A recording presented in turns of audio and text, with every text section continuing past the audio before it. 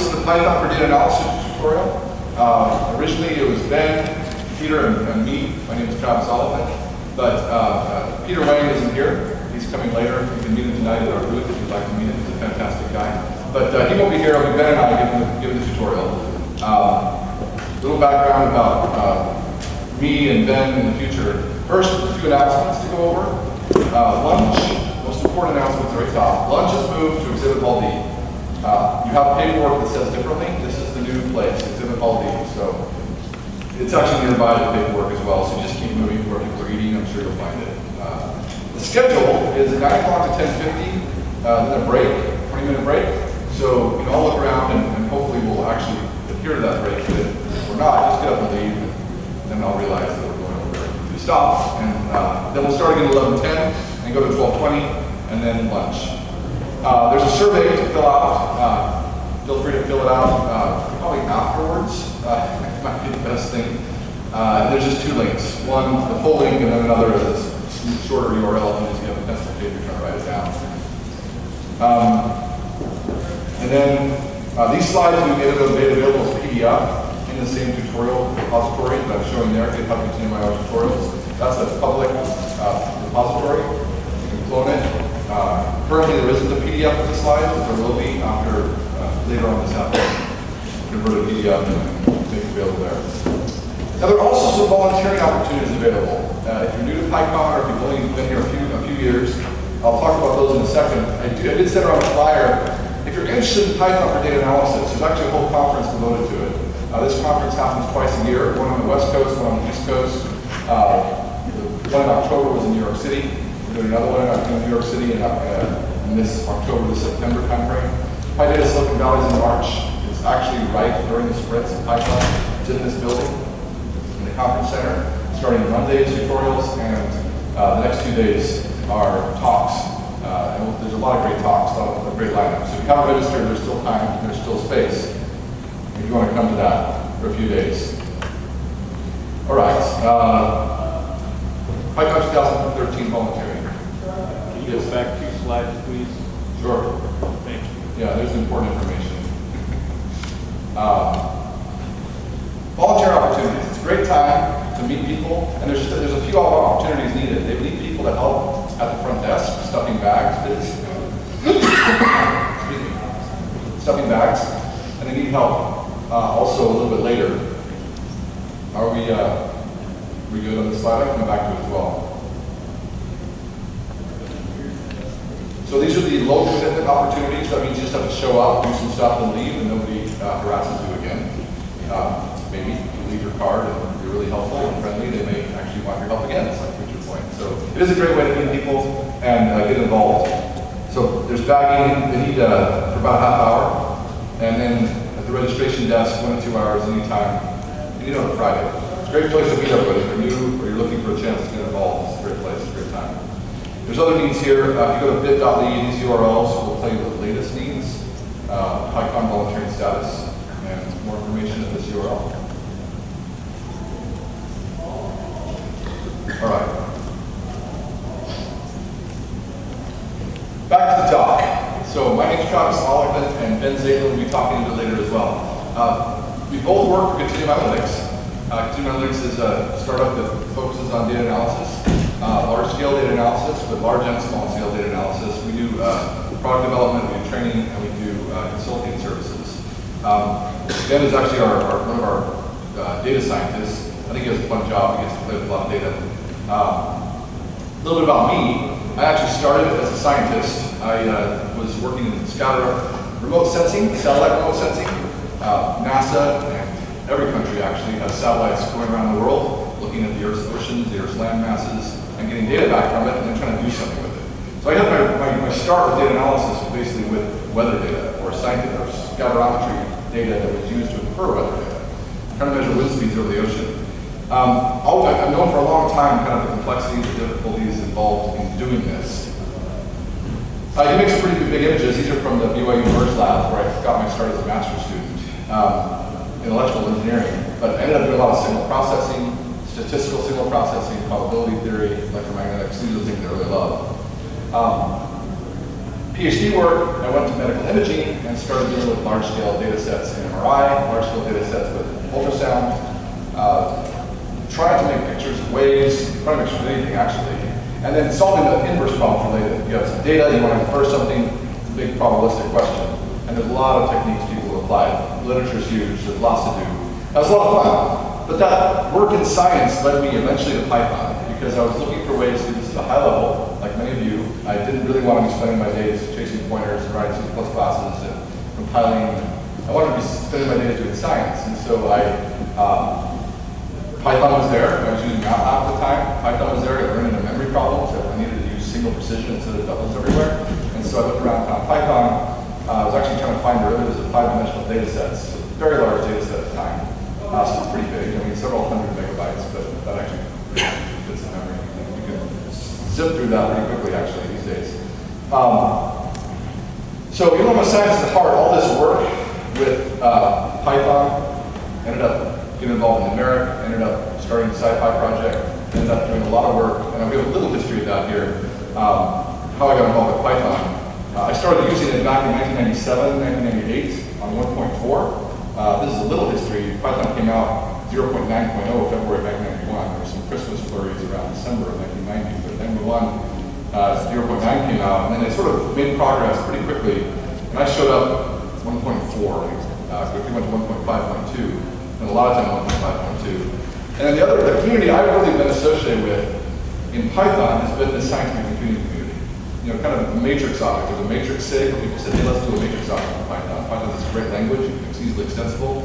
Jim Fulton kind of had this initial one, and Jim Buchanan took that, and he was a grad student at MIT at the time, and he built numeric, kind of weekend project, I think, extended into several months since then. And did a great job and put out numeric, and that's what I came to. I wouldn't have come to Python if numeric hadn't existed. Right? If numeric existed, I said, yeah, I can use this. The language is clean, I can build arrays, I can do numeric, I can do array-oriented computing. Started using it.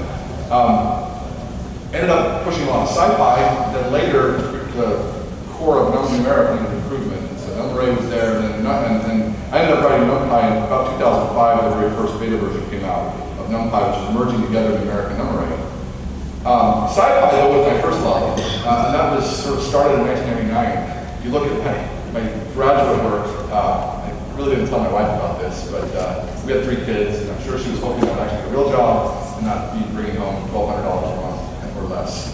But I was just really in love with Python, so I spent a year basically. I went back at one point, looked at all the email messages. This whole year I spent just basically writing SciPy packages that would go into eventually become SciPy. A lot of work, a lot of fun too, a lot of wrapping pretty much, a lot of integrating with existing Fortran and C code. A lot of just saying, okay, here's code that exists, how do I leverage it and make it accessible to the end user? So in 2001, we actually formally, with NThought, put together all the packages I put together, some stuff that Gary Peterson put together, a little bit of stuff with EricCAD, and we put it together into SciPy. And actually that's where the origins of SciPy. Fortunately now, the SciPy and NumPy efforts are a very large community effort. There's some really great people behind it, here's just a few of them. You know, if you go on GitHub, it's all on GitHub now. You can see the people that are posting, the people that are committing, and it's all very visible now, which is great. And there's a lot of great people making this happen. So, why do you want to use Python for data analysis? I mean, presently, how many people in the room are using Python currently sort of a day-to-day job? Probably most of you, right? Let me see, is there anybody here who sort of just started and trying to find out what's the big news about Python? Raise your hand if you're sort of really new to Python, kind of wondering what's going on. Kind of new, right? Kind of new. Maybe wondering what's going on is a little bit pious. I mean, just, you're sort of new, you've used other things in the past. What tools have you used in the past, actually? PXPAD. PXPAD? So some scripting tools, shell tools. What about for data analysis, anything? Okay. A lot of people use R, for example. A lot of people use MATLAB, SPSS, SAS. A lot of these tools are out there, MATLAB, IDL. Python can be used for all those things. You can use exactly the same way you use any of those tools for. Now, certain features will be very advanced in Python, and certain features that you might miss in another language or another toolkit might not be quite as far from Python. But it's actually a little fun Google experiment to try to see, hey, I want this feature, go see if there's a package out there. And more likely to find something. It might not be completely developed, but you'll find something. Somebody somewhere has tried kind of bringing this into the Python space. So down at the bottom is actually one of the key reasons Python for data analysis, because it really does have critical mass. There's a huge number of people using it. It's really hard to estimate, but several million people are using Python. There's a lot of packages out there. I do emphasize pandas here. We're going to talk about pandas later. Pandas just makes it really easy. Some of the things that were a little hard before are now really easy with pandas. So it's getting a lot of popularity because it's a really nice user-facing library. Couple of things though, syntax matters. As I said before, I wanted to use a language that let me just do my work and not get in the way with, oh wait, I got to become a computer scientist and figure out what all these parentheses mean or figure out what all this functional isms and all this stuff means. So a lot of computer science languages are really nice from one perspective, but actually hard to use if you're only an occasional developer. If what you're doing is some other work and that's what's filling your head, and you want to just use the computer fairly simply, maybe in a simple functional style, maybe simple procedural style, it's going to be hard to do with other languages. Python makes that easy. It's often said that it gets out of your way, it fits your brain. There's been some talk around that. I think it really leverages your English language centers. So I don't know if it fits your brain if your native language is Mandarin or English. I doubt it does. Might be an interesting study someday to see what language would fit your brain if somebody whose native character set is not Latin letters in English. Overloadable operators are critical.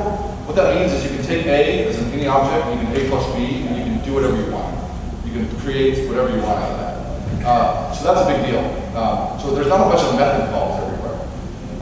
Complex numbers built in early. This is one of my favorite ones. It's the reason I came to it.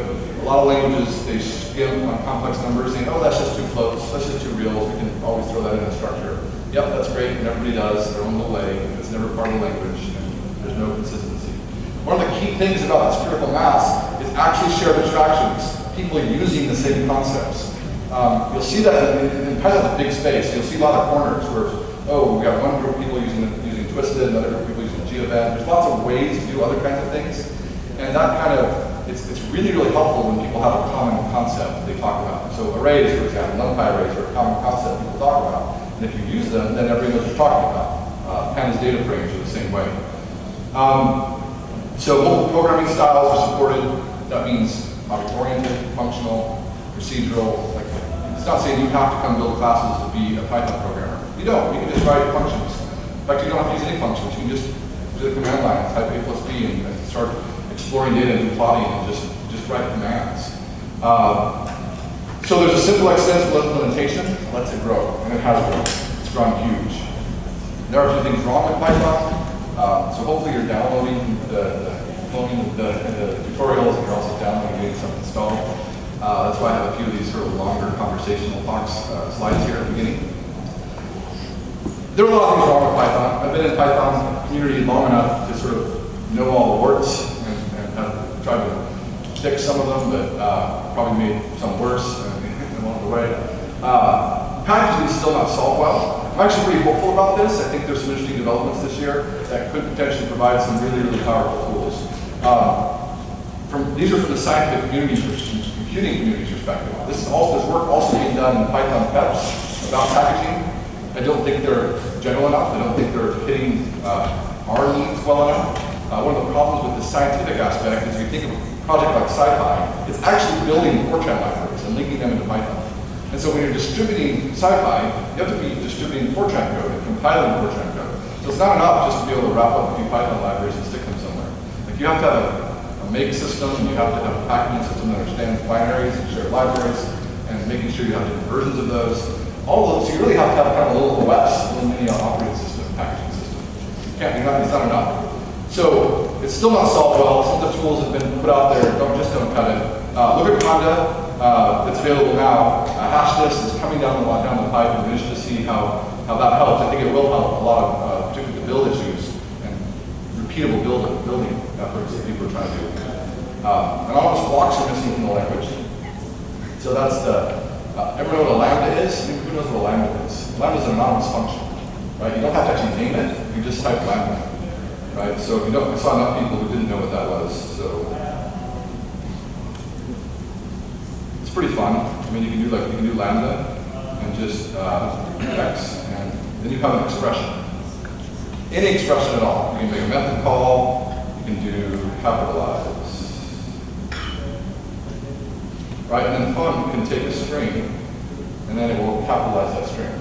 So it's an immediate function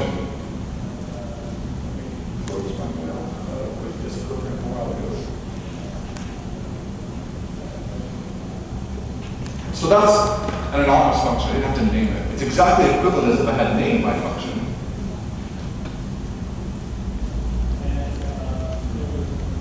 Right, you see it's a little more typing, and it's harder to put that inside of a piece of code.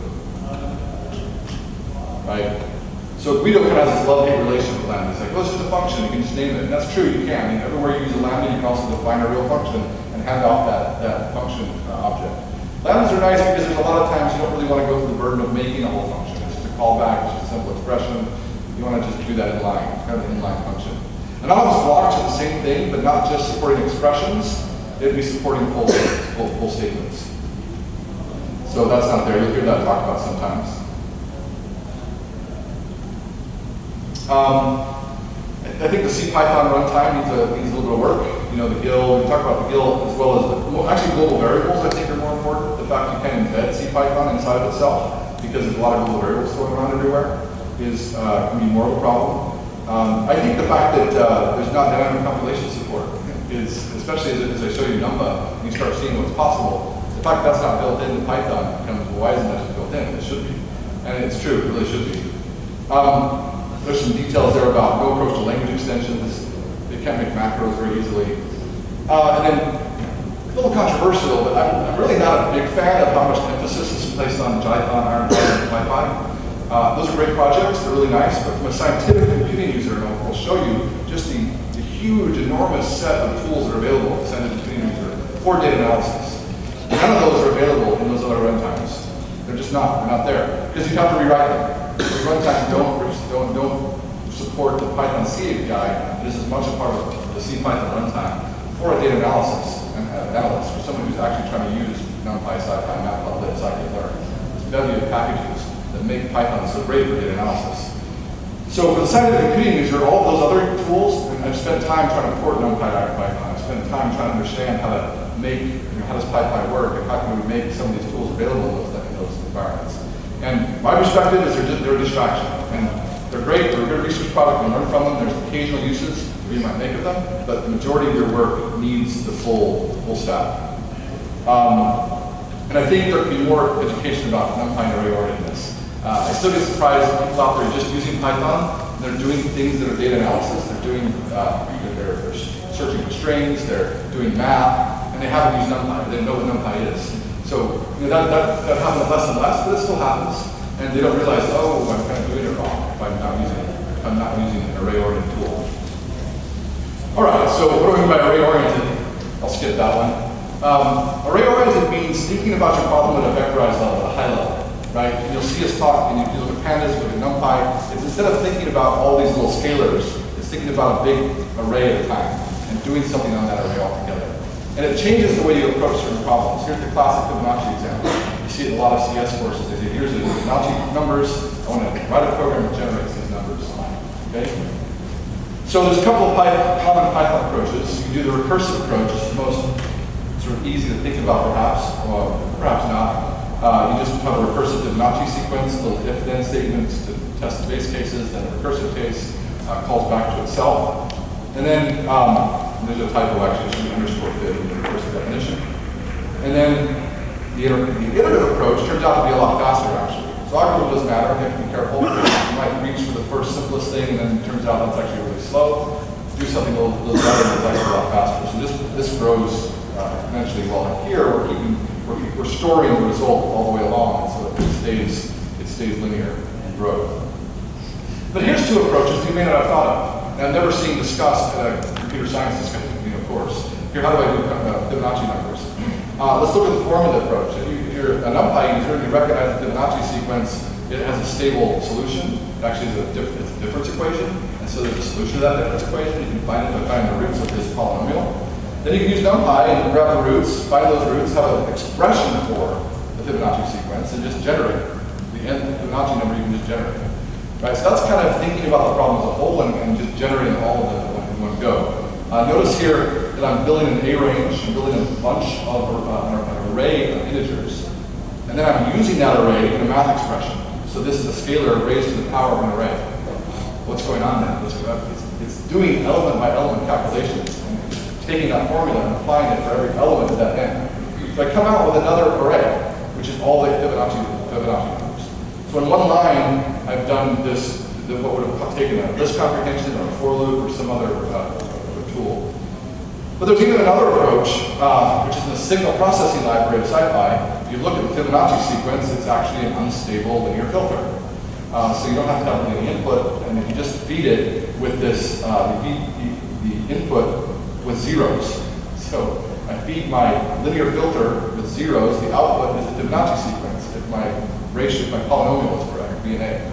So, if you don't know what that means or anything about that, well, it's a signal processing concept, linear time variant systems, you can just create them. And SciPy provides you the ability to solve a linear time variant problem.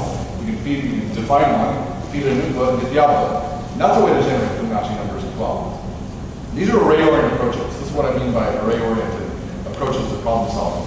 And if you look at it, actually, there's the iterative Python, not the exponentially growing recursive version, but there's the iterative Python. You can see that the formulaic version, using just the root expression, is I guess faster. The fastest version is actually just use SciPy's L filter.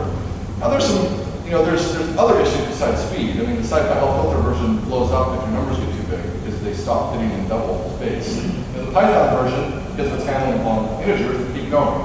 Right, so that's one nice feature about the Python version. So, you need to just add this to your bag of tricks in order to get the speed you want, typically, for array-oriented computing.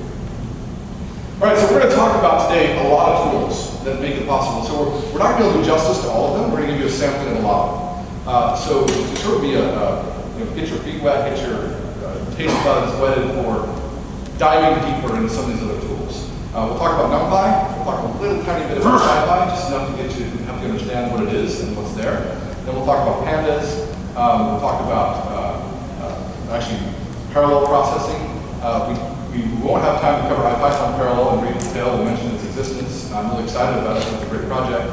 We'll talk about Disco and Hadoop and how you do MapReduce jobs in a cluster to do data analysis and how you can fit Python into that. And then we'll talk about scikit-learn and the decisioning thing. And we'll have several examples that show this. To begin with, though, we have to get that sound foundation on what NumPy arrays are and how they help. You saw a little bit of an example of that. I mean, the very basic NumPy array is, there's a couple of commands. I'm in an IPython shell here, and if you type Pylab, or at least just start, if you just start an IPython session, you can type %Pylab if you forgot to do that on the command line when you started it. And that'll import a bunch of things from NumPy, like linspace. Like linspace generates numbers from -1 to 1, 100 numbers, and I get all these numbers. And then I can do things like just simple math on those numbers. Well, first of all, there's methods. I can calculate the sum, I can calculate the standard deviation, calculate the mean. Then I can also do math. I can compute the sign on all those numbers, and I can plot them. It's usually when you're doing data analysis, it's not enough just to look at the numbers text. You typically want some visualization of the results. So plotting is very important, and for when you're dealing with large sets of data. So this is using Matplotlib to do the plotting. I'm using IPython, which is interactive Python in the shell. It's an improvement over the standard interactive Python shell. And we'll also be showing the IPython notebook here, which is a newer way to kind of interact through the browser with Python. But for quick things, I still like to use the shell. Still old school with that. So NumPy presents you two things, basically. One is this array object. And it's an array object that's the foundation of every other project we're talking about. It's the foundation of pandas, it's the foundation of scikit-learn, it's the foundation of SciPy. It's used by all these tools so they can interoperate. That's one of the great things. More than that, NumPy actually defines an array interface. So they can even interoperate if they don't have exactly the same object underneath the covers. So there's a lot of pretty good architecture, pretty good architecture underneath. What the array object provides you is this container of heterogeneous type data, right? So rather than being, the difference between a Python list and an NumPy array is basically the amount of memory it takes and how rapidly you can access the elements. So I can also build an array. Every NumPy array can be converted to a list with the toList method, right? And you have this list, and if you look at the type of that, it's a list. The type of X is an array. Sometimes it's easy to confuse those two. And lists can go into NumPy functions and work just fine, and we'll just interpret them as arrays. But sometimes lists don't work the same. I can't add numbers. I can't do x plus 1, I can do x plus 1. I can't do x list plus 1. Right? It's a way I can't do that. X plus 1 adds 1 to every element of the array. X list plus 1 wants to concatenate the two together. So it has a different experience. A list is a container. It's a very nice container. You can put NumPy arrays in this. But it's not this map, this sort of raw container to do math with. NumPy array is that raw map container. You can actually have quite complicated structures in there as well, we'll see. The other thing NumPy provides is fast math. The container by itself would be useless if you couldn't do anything with it. But it provides these functions that let you do rapid, we did the sign function there, we've got statistics that you can apply. There's just all kinds of math you can do really quickly. And there's some concepts such as vectorization, broadcast, and aggregation. We won't have time to cover those concepts in great detail. I'll just give you a touch of what these are about. Help you understand that those are really at the foundation of any of the data analysis that's done in NumPy. This diagram kind of helps a little bit to understand NumPy arrays. You basically have, this is the data shown in the NP array. All those are they're just bytes in memory. It's basically an NumPy array is a decoration around memory. You have a bunch of array and a bunch of memory, and you just decorate it with the header that tells you what the data type is of each element, and then how to interpret those bytes of memory in this as a shape. Instead of just a linear memory block, it's a 10 by 10 by 4 three-dimensional array of floats. So that's all an NumPy array is. Because it's that simple, it can be applied to and be handed off to Fortran algorithms, to C algorithms, to other people who kind of understand how to deal with a block of memory or a block of floats. That underlies a lot of the power and the speed of how you get speed out of NumPy arrays. There's broad type support. That's another important feature of NumPy. You have this all the primitives you see basically. You have unsigned, signed integers, floats, doubles, halves now. You can have dates and times in the latest versions of NumPy. You just do a lot with types. You can even build structures of types. So I can have a type in NumPy that's a string, an int, and a float, and a date time. And that can be a little record. And that can be a record that's sitting very compactly in memory. And I layer on top my array, and I can just stream through that data with an algorithm. So it really is what underlies the power of a lot of the tools you'll see. It's kind of this basic, this array. Slicing support is one of the big features of NumPy. The fact that you can quickly slice and dice, we say. You can go and just grab elements out of it. And those slices are always used when you do this kind of syntax, this kind of slicing notation. So it's the same slicing notation as Python lists provide. So you use the colon to go between the start, colon, and stop. And there's an alternate, there's a step you can also provide. And what stepping does is steps through memory. And if you look at this color coding, so A:1 will give you the 1 column. It's zero-based indexing, so the 1 column is actually the second ordinal over. Well, I like to say things like the 1 column and 0 column, or to not confuse those issues. So you have that 1 column in orange. It's an easy way to just slice out that piece. It's a view, and so it doesn't copy the data, it just gives you a view onto that, and then you can do further processing from there. The red one is interesting because it takes every other one in rows, and every third in columns. You end up with this very scattered data set. Also returns a view, which is a little bit more complicated under the covers. It's what's called a discontiguous array, or a stratted array. If your algorithm can deal with that, and then you don't have to make a copy. If your algorithm can't, it needs all the data together, then you make a copy and pull it together in another temporary scratch buffer before you hand it off to the algorithm. And that's essentially how things work under the covers, all over the place. Okay. The other important concept that you'll see all the time in NumPy is this idea of an axis. So there's a lot of methods. So this idea of reduction. You'll see a sum, you'll see a prod, you'll see a mean, you'll see, you can actually do that for any, for all. There's lots of ways you want to take and apply an operation along a lot of elements. And so the way that happens in NumPy is this axis keyword, and it always means the same thing. So you can either give it a dimension that you're reducing along, or you can give it none. If you give it none, that means it's going to reduce along all the elements in the array entirely. With this zigzag pattern, basically. So if you're dealing with 1D arrays, it doesn't matter, it's all the same, right? All of these are exactly equivalent. But if you're dealing with 2D arrays, then that's when it gets a little interesting. If I have a 2D array, let me say NumPy random. I guess random is probably work already. And you can follow along. One of the things I learned to do is professor as I was going to the blackboard, not because my typing, my writing was very good, because it slowed me down. And I had to catch up what I was doing. So a lot of times I'll do that here. I'll just start typing the keyboard, mostly to give you a chance. Also type the keyboard, try some things out, and see, and then raise some questions. Hopefully get yourself thinking about the questions you want to ask. So this is the 2D array. You see how it prints and gives these dot, dot, dots so you don't fill this display and your numbers get really big. There's a few attributes to the NumPy array that are interesting. I can see the number of bytes. It's 80,000 bytes. I can see the data type. You can see that it's float 64. That's a very common default data type. A lot of arrays have them. The shape I showed you is 100 by 100. Those are kind of the most important n dimensions. It's 2 dimensions. But now, let's say I want to take the sum of those arrays, that array. If I just say sum, no argument. It's the same as saying axis equals none. Those are equivalent. And it just sums all the numbers in the array, give me one value now. I can actually change this a bit so it makes a little more sense. Now what happens if I want to sum the columns, right? So it gets a little confusing in 2D. In 3D and 4D, it actually makes a lot more sense. In 2D, because you're thinking of rows, columns, which is which. So I like to say you're summing along a dimension, or you're getting rid of a dimension. The axis tells you what dimension you're getting rid of, so you're left with something. And if I want to get rid of the first dimension, be left with 50 numbers, so a sum for every column. In this case, x.shape is 100 by 50, and so if I do x.sum axis equals 0, it removes the hundreds, the 0 dimension, and gives me 50 numbers. Essentially, constructing those sums across each down the 0th dimension, across the rows, basically. Just like that diagram I was showing.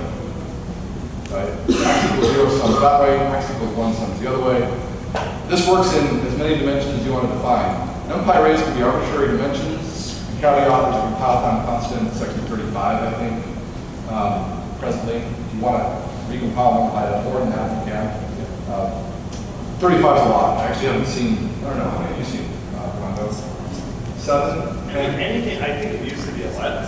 11. It used to be 11. I mean, 2 to the 11 is already going to be a big number. That's a 2 by 2 by 2 by 2 by 2 or That's right. hypercube, right? That's right. So the 35, even as the smallest non-trivial dimension, you're already swamping 32-bit memory. That's right.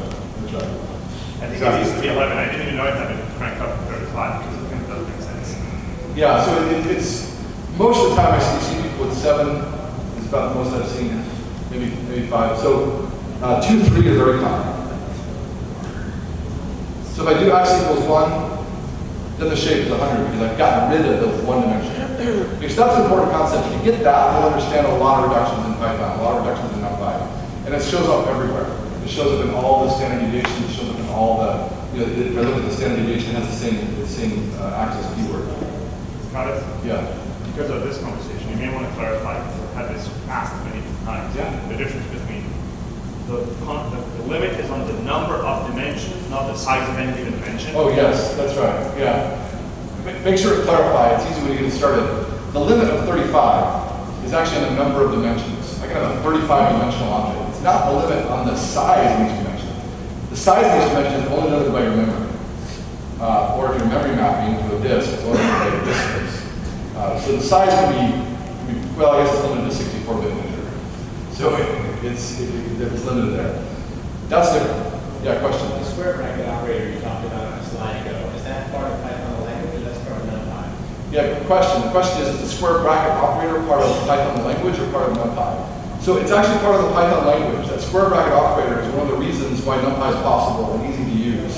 It's because the language provides the syntactic support, and it's overloaded by NumPy. So if I build a list, before I have my next list object, it also has this square bracket operation. In fact, it also has slicing operations that are very, very similar to NumPy's slicing operations. Identical, really. Except NumPy's slicing operations extend into 2 dimensions, right? Lists are 1-dimensional containers. NumPy arrays are 2, 3, 4-dimensional containers, and so I can do slicing like this. I put a comma. It's really support for that made Python interesting. The fact that you have this support.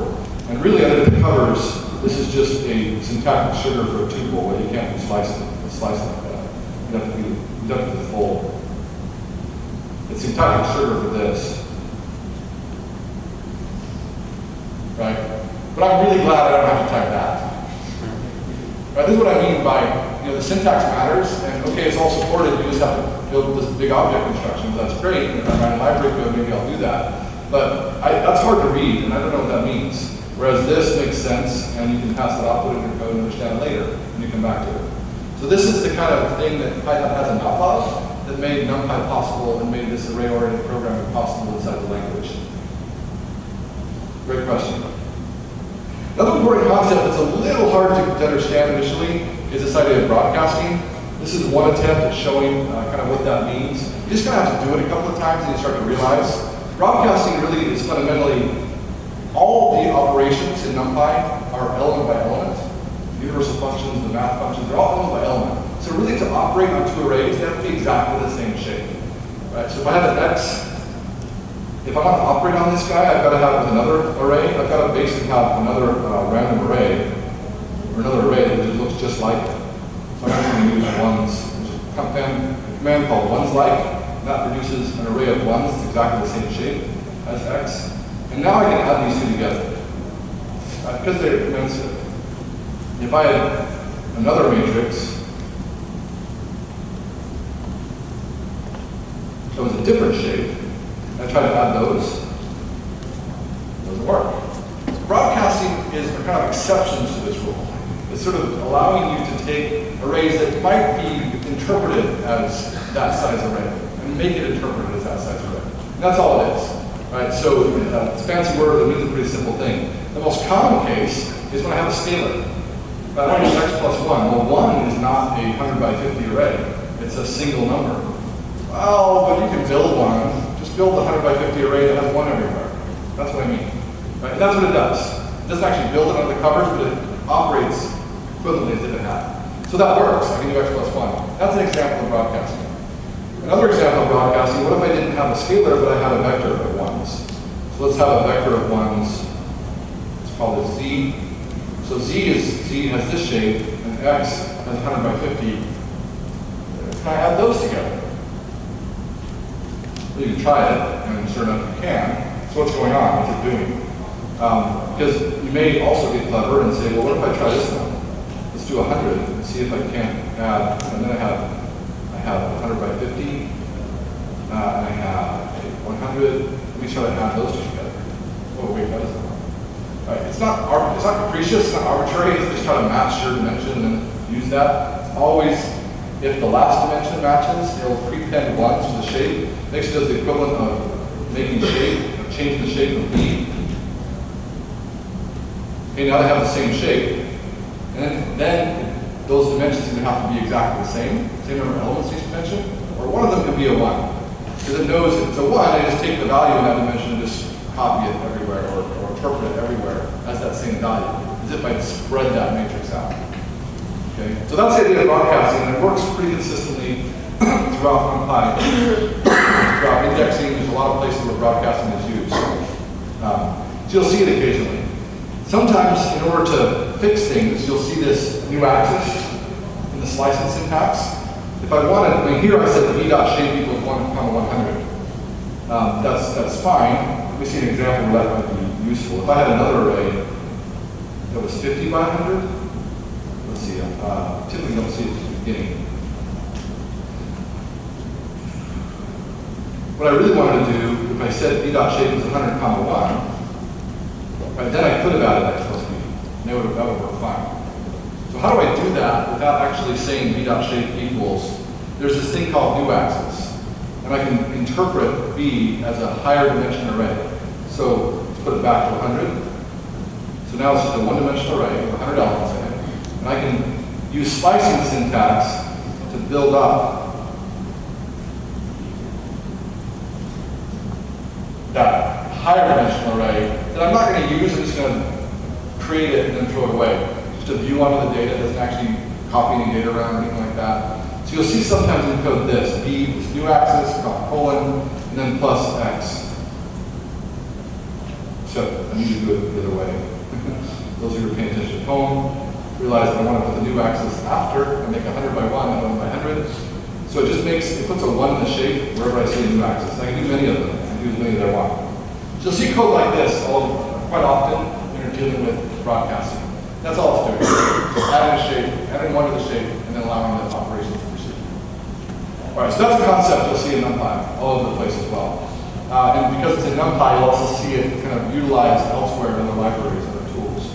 So these are kind of some of the, I think, some of the basic concepts that are important to get about NumPy in order to kind of move forward. Then, of course, understanding all the tools that it has. NumPy has a lot of tools. It's got ufuncs, it's got linear algebra, it's got some Fourier transforms, it's got a little bit of random number generation. It's got a lot of things that are there that you also want to be able to kind of leverage in your stable of tools. And that just takes the documentation page you go to and look about it. There's a lot of things you can do. This is something I put together a few years ago, actually. If you ever do import this, people still get surprised by this, I guess. Import this is the Zen of Python. Tim Peters mostly put this together several years ago. So I kind of put together Zen of NumPy a little bit.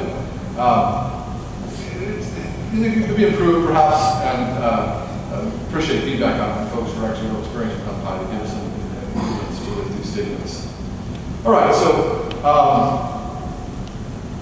benefits of array-oriented. You'll see it all over. It's one of the soapboxes I get on. I think you ought to be doing array-oriented programming. There's a lot of benefits. One is that you can think at a high level, and then the computer does a lot of work for you, instead of having to translate your high-level thinking down to low level before the computer gets hold of it.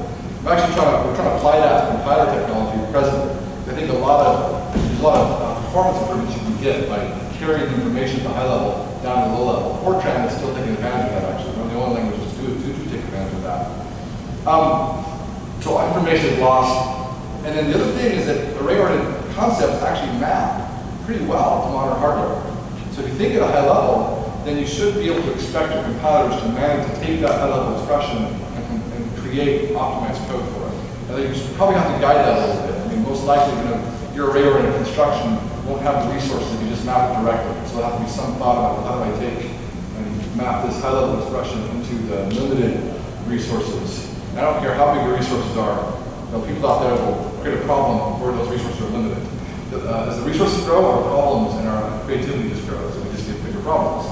So you always have that problem of mapping the complex expression I've written to the hardware I have. So these are the important things about NumPy, I think. It's array-oriented, has great slicing and broadcasting. It's an extensive D-type system that lets you cover everything from all kinds of data types. Not extensive enough, turns out. It's one of the flaws of NumPy. It needs even more. There's sort of a never-ending hunger for more data types. I'd like to add more, but it's not quite as easy as it could be. There's a C API. So I talk a lot about how some of the other runtime implementations don't respect Python C API. Well, NumPy has its own C API. So there's a lot of extensions to NumPy as well. So you have Python NumPy and then SciPy, which uses the NumPy C API. So it's not just Python SciPy using the Python C API. NumPy has its own. And then scikit-learn, all these other packages, a lot of them do. There's a lot of packages out there that do this. There's some growing, with Python 3 and the new buffer protocol and Python 2.7, there's been a movement away from using Python or NumPy C API. There's a good movement, I think, into sort of something more generic, an array construct. The data structure is simple to understand. It has memory mapping. And if you don't know what that is, that's okay. It's just the idea that you can take I said that NumPy array is a decorated pointer, a dressed up pointer.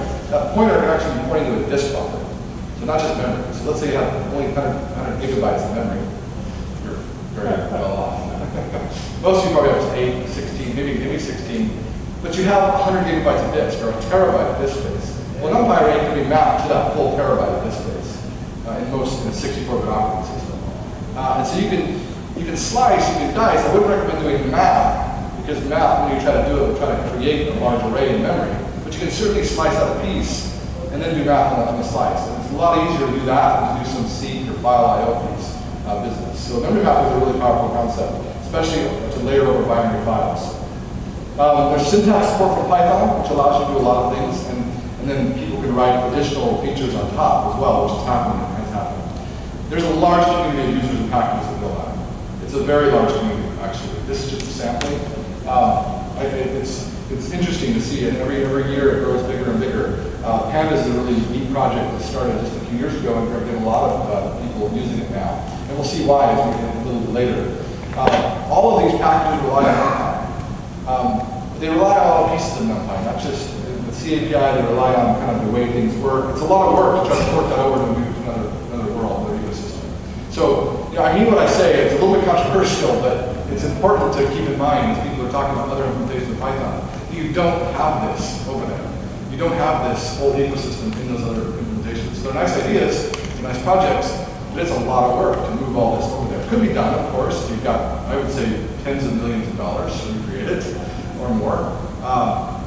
But, sort of why? I mean, I think there's other ways to do that. There's Python.net to integrate with C#. There's Python, there's Giant, and other ways to integrate with JVM. There's other ways to get compiler technology into CPython. So you'll hear me say that over and over again, but I feel pretty strongly about it at this point, after having years of interaction with both sides of the community. Python Conference, I want to emphasize that.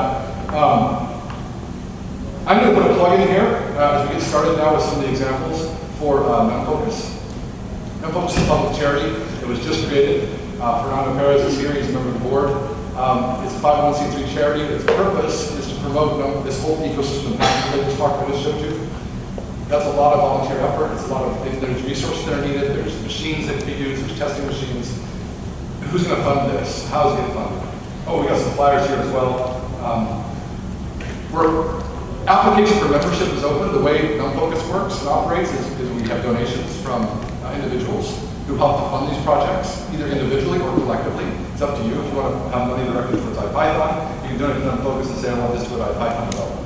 Or you can have to go to SciPy, or you can go to NumPy, or whatever you like. So you can donate and not be a member. But we also really need members. Members help carry forth the mission of the foundation to kind of sponsor projects, to interact and interoperate, help conferences. Kind of just really be, it's like PIA set up for Python. NumFocus is kind of has that flavor for the set of the collection of scientific tools as well.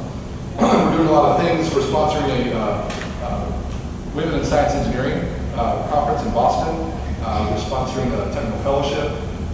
There's a lot of things. We're just starting though. It's just getting started. The directors are listed. But it's time to apply. It's apply now to become a member of the foundation and really put your support, either financial or time, into helping us grow this community, this library of tools. Okay, so I want to talk about, so I sat down and said, okay, I want to do a data analysis project with NumPy, right? And we'll talk about how to do some things with SciPy or Pandas and Scikit-learn and other tools later. But there's a lot you can do with this NumPy. Just take NumPy, read some data in, and try to manage it. And it's an interesting exercise because along the way, you basically see all the problems that show up in data analysis and try to tackle something like this. So inside the repository, I'm going to bring this up. This is the code I ended up with. There is it's in NumPy examples. There's this all sites directory. There's a whole bunch of text files in there. This is NOAA data basically of temperatures measured at different sites around the world across from 1995 to 2013 basically. So what is that? 20 years, some odd. So if I look at one of these arrays, I want to look at one of these data sets. It's a text array. You can see basically it's got a month, a day, a year, and then a temperature value. I mean, it's obviously some weather station at that city. So the goal was, okay, I want to roll all of these in to an NumPy array. So I have dates in the rows and the location in the columns. Okay, and read all that. Sounds simple, right? And sure, it is very simple, straightforward. First thing you might notice if you just do a WC on this list of text files is they actually have different rows here. Some are 6635, some are 6634, some are 3427. So obviously they're not exactly the same set of dates. They're mostly the same set of dates, but not all exactly the same set of dates. And as you start to get into it, you realize there's actually more problems as well. So the very first thing you do, you want to read this in. Let's set some things up. I import glob because that's how I'm going to read all the files. Glob, they give me that list of the files in that directory. Date time, because there's some dates and times I want to be able to access them as date time objects. OS.path, I'm going to do manipulation of data paths. The start and stop, I just kind of looked around, looked at the files, and saw that it started in 1995, January 1st, and ended ostensibly just February 28, 2013. So I put the stop as one above that. So then I can make an range of dates using the arange command in NumPy. And if I arange, put the start date, stop date, make the d type the date type. Date type 64 bracket d means give me a date time object, you store it as an integer, a 64-bit int, but interpret that 64-bit int in dates. Right? So everything that shows and plots will be like that. So let's just run this segment of code.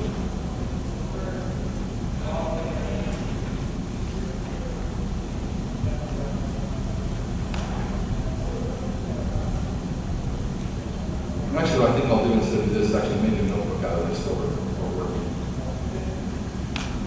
Since we're not going to no, I think it'll actually be helpful. I like both. It'll be helpful because I'm going to just cut and paste a lot, and then done the whole show. It's actually a perfect example of the reason for it. I like both too. You guys have it running already. Just bring it up.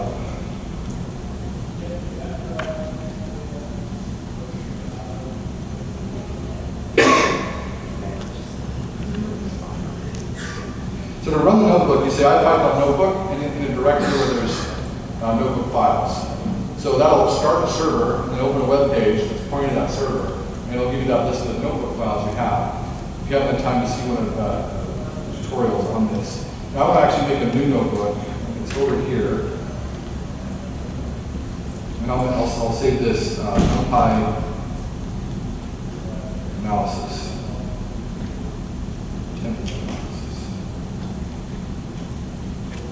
Okay, and then I'll be cutting and pasting into these blocks instead. All right, so here's my starting code. I'm also going to do pilot in line, so I can just apply it if I want to. And then this code kind of sets up some beginnings. So look at files. It's empty. Did your dates There's my pass? directory. I'm in a different directory.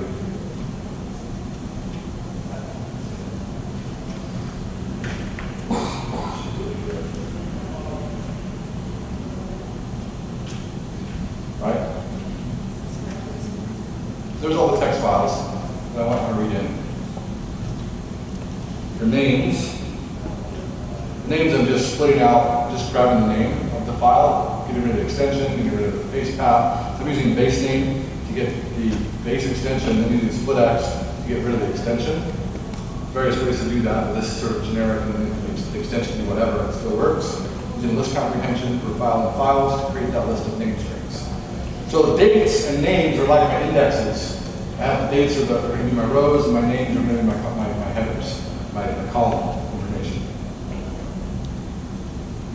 Okay, so then I'm going to create an empty array.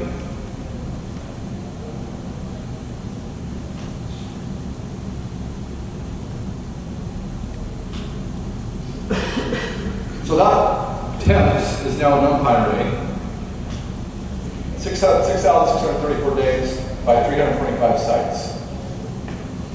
And then temps.fill, it fills with -99. -99 is used throughout this data set and give no data, missing data.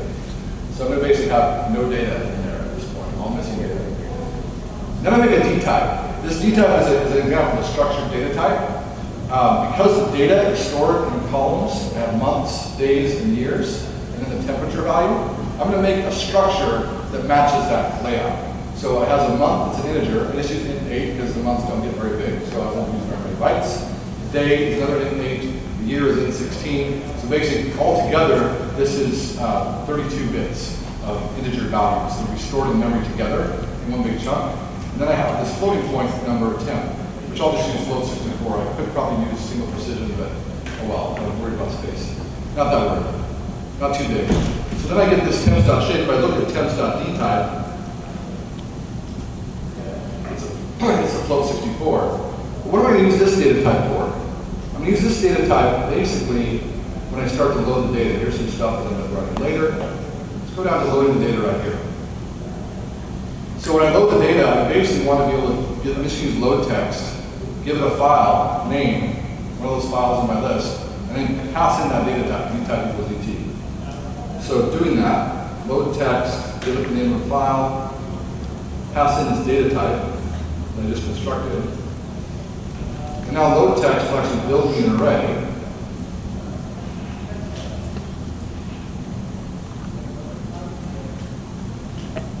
(6,634). It's read that whole data set into an array where the rows are the lines of the array. Now, it doesn't have any shape. Wait a minute, I thought this was a two-dimensional array, shouldn't that be 4? All the data is actually stored in a structure. So the shape of this is just one-dimensional structure array. It's called a structured array. If I look at the D type, you'll see it. Every row actually has a month, day, year, and temperature. And so I can grab these pieces by using indexing by using strings. So there's the month data. And the year and the day can be grasped as well. There's all the years for that file. And here's all the days for that file. Okay? So I can grab all of that pretty quickly. Then I can manipulate it, do things with it. Now the real temperature data I'm after is here in 10. You can see there's some missing data here. It's not all complete. All right? So that's one of the things that underlies number arrays. You can put all this in a structured array, and you've got it all sitting there in memory. And you can do things pretty quickly with it as well. I can find all the rows. Let's see all the Januaries. Right? I can find where all the months are one, and I can pull those out of the data, basically. All right, so this is an example of something called advanced indexing or mask-based indexing. That expression data month equals 1 gives me a mask of trues and falses, and then that mask is fed to the indexing operator to just select out the pieces of that data set where that's true. All right, so I end up with, in January, 589 days of January in that data set. Then I can do something like just find the mean value in January of the temperature. Mean doesn't work on the whole structure.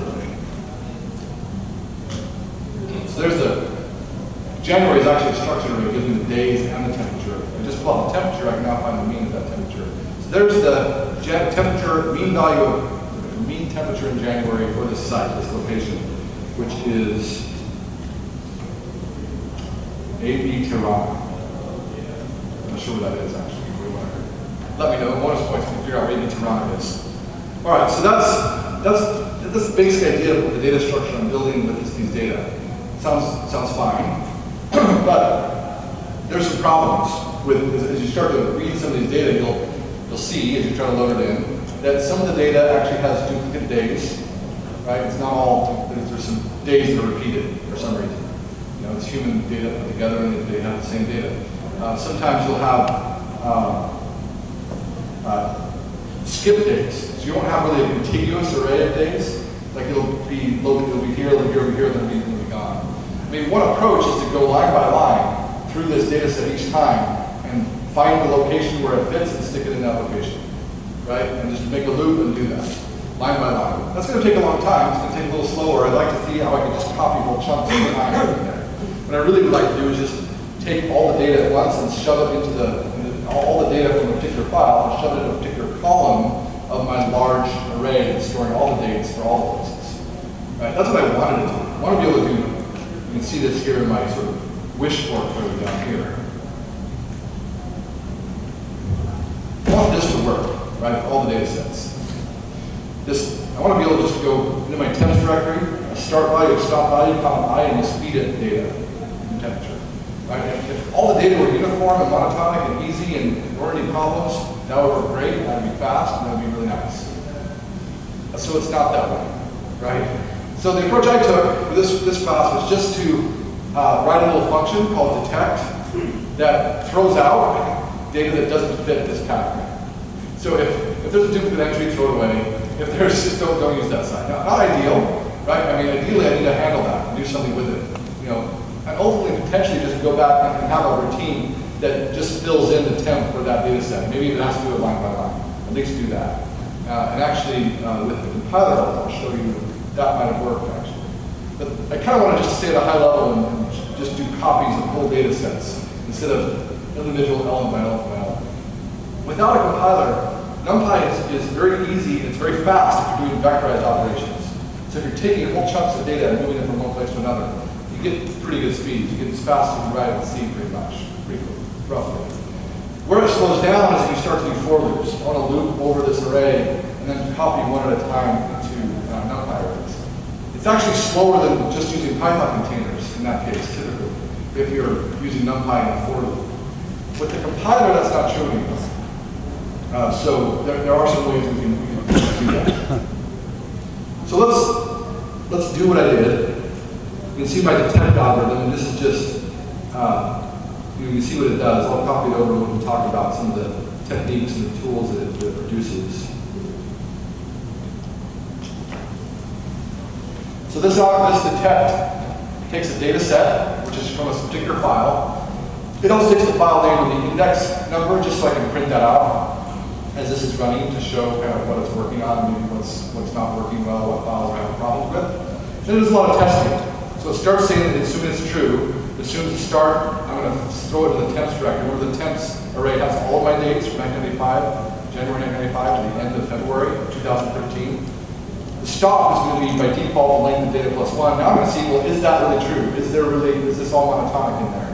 Do I just really have a linear sequence of dates so that I can really say, I can just plug this temperature data into my array?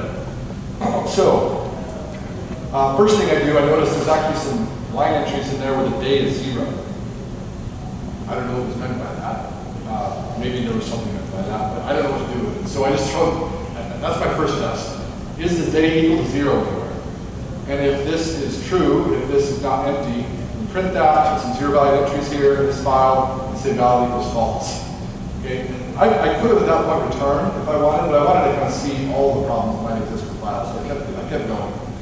The next thing was to actually build this date stream, take that file, and create the actual dates stored from that file. So I have the dates array that has the expected linear range of dates that I'm expecting. Now I want to see what the dates are actually in that file. And I want a NumPy array of date times to show me that. So I build these strings to get from the day, month, and year data and move that to a NumPy array of date times. This is what I came up with. Date time is pretty new in NumPy. Maybe a better way to do this. The approach I took was just to create this year, month, day syntax. 2007, 307. X, Y, and Z are going to be elements of data of the year, month, and day, just using standard list comprehension and zips. And this just throws out the 0 value days. So I throw out those entries. And I just talk about, I look at TD. Notice I'm not going to use it at 0 value days. I'm not going to correct for that. I'm just trying to see if there's other problems as well with this file. And then I make an array with those date strings of date time. And then I have a date time array, TD. You can actually see what this would do for a particular day. We've got that data stored already. So let's go over to IPython shell.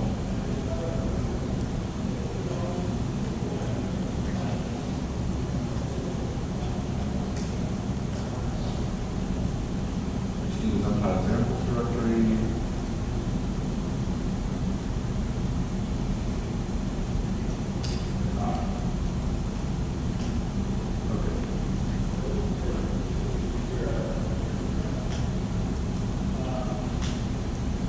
It's just this list of strings all the time, no dates.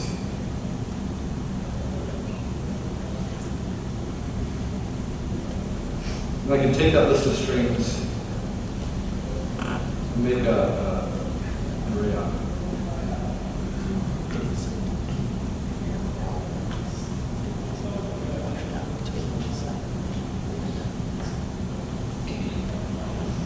Now what I want to do is I want to see, are these linear? Are these monotonic? Is there any skip days in there? How would I check that? Well, in NumPy I can do this slicing notation. I can take a slice of the array from one past the first all the way to the end, and use that to subtract from it, starting at the beginning and going till one up till the end. Basically make this array of differences between these dates, right? And then you look at that, it's mostly ones. Mostly the time delta is the time of one day. So I can basically then look in here to see if any of these are bigger than or not equal to 1, basically.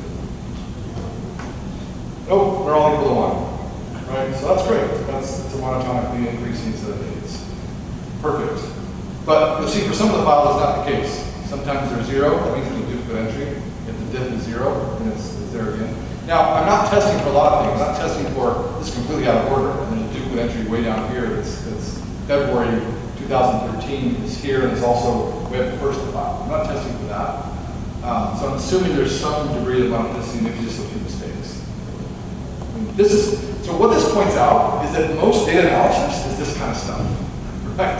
It's coming from, here's my data, and it's some raw form, and I want to do this analysis with it. There's a lot of work to go from what was stored in there. I have to figure out how to plunge it and move it and find problems with it and throw it into something that's normalized that I can do calculations with. And that is absolutely true. If you look at any data analysis project, 70 to 90% of your time is spent doing this, right? And that's actually one of the reasons Pandas has become a popular tool, is it makes some of this a little bit easier, right? NumPy, you end up doing a lot of these mask arrays and do some loading, and you're sort of doing that over and over again. And some of that is baked in and wrapped up in the Pandas in a nicer interface. So you can sort of load it, see it. So it helps make some of this data munging and futzing a little easier. But that is an important part of any data analysis project is this effort. It's actually what makes Python really good for this. Because Python has these tools available. You've got string processing, you've got regular expressions, you've got all this stuff, libraries for XML processing, all this stuff at my fingertips that I can apply to any particular problem. So, sky's the limit. If you run into difficulty, you can find a solution, find an answer.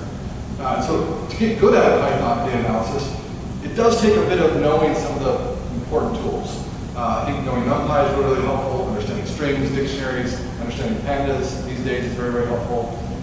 So it's kind of becoming aware of your toolbox and then starting to use it in interesting ways to try to find problems, fix them, build workflows, and do it quickly, little scripts, and then you can modify it, somebody else can modify it. It's not this complicated workflow, it's not a big build process to get it. So, I mean, this exercise is really illustrative, I think, because you see a very simple problem, and then it turns into this lots of code, right? And a lot of the code is essentially just trying to clean the data out, and trying to figure out what to do with it. All right, I wanted to point out this because I think it's interesting to deal with these date times and do this kind of diff and try to see monotonicity this way. That's why I've seen a lot particularly. So it does that test. You'll see that later actually here where it does the diff, and it checks to see if any of these are make sure these are all 0. Or it actually does two different tests. First finds if they're 0, and then finds if they're bigger than 0, and calls those skip dates and duplicate entries. Separately. This just says, okay, the next thing I need to do is make sure my dates that are listed in the file match the dates I'm expecting. So the dates, remember that dates list is the list, the index essentially for my rows in my NumPy array that I'm stored temperature. I want to make sure that index is the same as what I read from the file. If it's not the same, so basically here I'm just doing a comparison, an element comparison of these arrays, and if any of them don't match, I'm printing the dates don't match. And then I'm doing a little bit of the search sorted is interesting. Basically, I'm taking the first element of the start of my date and the last part of my date, and since dates is a sorted entry, search sorted is a binary search, and it finds where would that date go in that sorted list. So search sorted is a sort of a powerhouse tool in NumPy for any, and it's how indexing is done in NumPy basically. Indexing is done in NumPy by you sort the list and you search sorted to do a binary search. Right? So that's, you can build an index that way. It's a little awkward to do that for indexes. That's one thing that Pandas does a nice job of wrap that into a nicer index kind of command and notion. But the foundations are sort of there. You just have to do a little more work. Except more lines of code. All right, so this does some tests, and then it returns. That's where it finds start and stop, basically. Because some of those smaller arrays they have a different entry start and start date and a different end date. I just want to insert that into the right place and keep the rest of it missing in my original code. All right, so that's the detect out. That's the detect function. It detects a bunch of problems, and then it basically returns. Now, how did I develop the detect function? Illustrates an important point of Python data analysis as well. Did a lot of iteration. Right? I wrote it, tested it, saw that I was catching everything, wrote some more, tested more, and that's also a very common pattern. And that's why Python is very useful because it lets you do that. Iteratively, I can test some stuff out, try it out, get a result, and improve what I'm doing. That's an important concept, easily missed. You don't know what you're doing, like most of the time when you're starting a program. It's not like you sit down and go, this vision of what I want to write kind of emerges and you just code. Right? The real work is actually figuring out, here's my problem, how do I translate that into what I want the computer to do? And there's a lot of iteration in that process. And so cycle time, how quickly can I go from this idea to getting it working in code, is critical for productivity. And Python improves that cycle time. That's fundamentally one of its biggest powers. It helps you quickly iterate, get solutions, get more quickly, and then get production code, in fact, that works with your tools. Other tools also help you iterate. DSLs like MATLAB and R also help you iterate quickly. The challenge they face is it's hard to go from that iterative tool you've written into production. Very often in most situations, someone has to migrate that at this point. In Python, it's easier to take what you've done and just put it, and that's your production code. Not always advisable, depending on what you're doing. You might want to have a second pair of eyes, look at it, run some tests. Testing is really critical if that's going to work in Python. All right, so enough lamp, enough trouble getting up here. I've been around too long. I have all kinds of things. You just want stuff working. Oh yes, I didn't find my little finder. The last thing I did is I wanted to invalidate too many missing data sets. Because at the very end, I'm going to basically interpolate the missing data. I'm going to go through and wherever I see the -99, I'm going to fill it in. But I kind of want to limit that. I don't want there to be 100 missing data points and try to interpolate that. I just want to throw out that whole place. So there's that many. Again, just sort of for ease. So that I limited it to some number, in this case 5. But I didn't find in, I'm going to find how many, I want to write an algorithm that sort of searches and finds length. If there's a length longer than 5, throw this out. Otherwise, it's fine. If there's 100 missing data points and they're not all together, that's okay. It's blocks that are missing, and I can't do any interpolation. I don't know what to do there. That's what I want to find and throw away. I didn't know how to do that, quickly with NumPy. Maybe there is actually. I don't know. It'd be a good test example. But I could write a loop to do that. It's going to be slow, but I have to compile it. It's called NumPy, and I can compile that quickly. And so I just built a little number function to do it. So I need to add that in. Let's see. I have to go above this. Insert cell above. Is there a keystroke in there? Control N8. Control N, Control N-E. So what about deleting stuff? Control N-D. Control D. Awesome. Great. There's still a new menu. The help menu has all the key bindings. Click on the help menu, it'll pop up key bindings. I would have expected nothing less. But it's surprising how often I've actually looked at that, right? Thanks. All right, so this is my find-in algorithm. I just wrote it as a loop around a vector. So vec num is the number I'm actually testing for. That's the missing value number. And n is the number of blocks together. Pretty simple. The result's false, count 0. I do a for loop through the shape to the whole array. And then if it's equal to the number, increase the count. If it's not, reset the count to 0. And then check if the count's bigger than or equal to n, then the result's true and break. And I'm done. And I can then return the result. So that tells me, do I have this row? Easy to write, but difficult to do in Python. That's line check. Difficult to do in NumPy arrays. Numba is a compiler. You stick AutoJIT, it sits there and watches how it's called, and when it gets called with different types, it compiles it at that moment. Not a JIT, it's not a tracing JIT, it doesn't try to run it and see what the hotspots are, it will compile it. Every time you call it, a different set of types, it will make a new compilation. So the first time I call this, it will compile to machine code and be as if I'd written C functions. Yes? Is that a normal Python decorator? No, it is a normal Python decorator, but it came from a project called Numba. So from Numba, it's more AutoJIT. Right? But it is just acts just like a normal Python decorator, and then the function can be called, and it's a compiled machine code function. It works with typed containers, like an NumPy array. Right? That's how it gets the speed, it knows all the types, and so it can just be as fast as if you'd written this in C. So with that, I can add that to my detect algorithm. All right, now I can do this. And I haven't defined kept. So what I'm going to do is I'm going to keep track of this. So if I keep it, I'm going to keep track of the indexes I keep, so that I can slice out just that section of my tensor later. All right, so that should go. All right, so you can see some problems showing up. Right? Dates don't map to missing data, blah, blah, blah. It goes on for a while, actually. It's still going.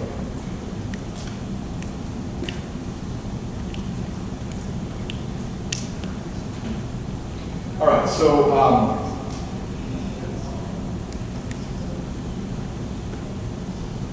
is anybody actually able to try this out? You have to be able to clone the repository and make it work. This is where, in order to make you gotta have Numba installed in order to make find-then work. But it illustrates one of the advantages, and the reason I'm really so excited about Numba is I've wanted it for a long time. There's so often you want the ability to write this little loop and do something quick like that, right? Oh, now it's really slow. I gotta write C code, or maybe I'll have something else. But now all of a sudden, I don't have to do that anymore. I can just write Python code and then put a decorator on it. It's just as fast. Like that. Not talking about writing whole applications. I'm just talking about writing little routines like this, which show up all the time as you're trying to do some data analysis here. So Numba's in 0.7. It's basically for vector kind of code, for basic array-oriented processing. It works pretty well. It's still 0.7 because we're trying to add support little corner cases that we're still raising errors on, and because it needs more testing. It needs more users to use it, so I know we're really not having a bug that's floating around there. It's kind of shown up because not enough problems we're trying to solve. So please use it and tell us what's broken and what's not working. All right, so that takes a little bit of time.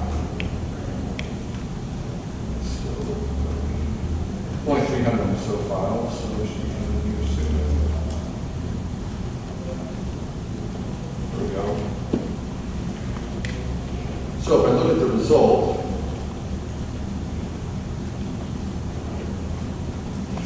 so those are the actual data files that were found to have passed my strict and rigid testing to make sure they fit.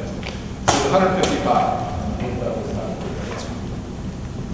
155 of those data files are actually useful, but now my temps directory, or excuse me, my temperature array, it has 325. I want to just pull out those 155 elements. I do that pretty quickly, and you see that is good.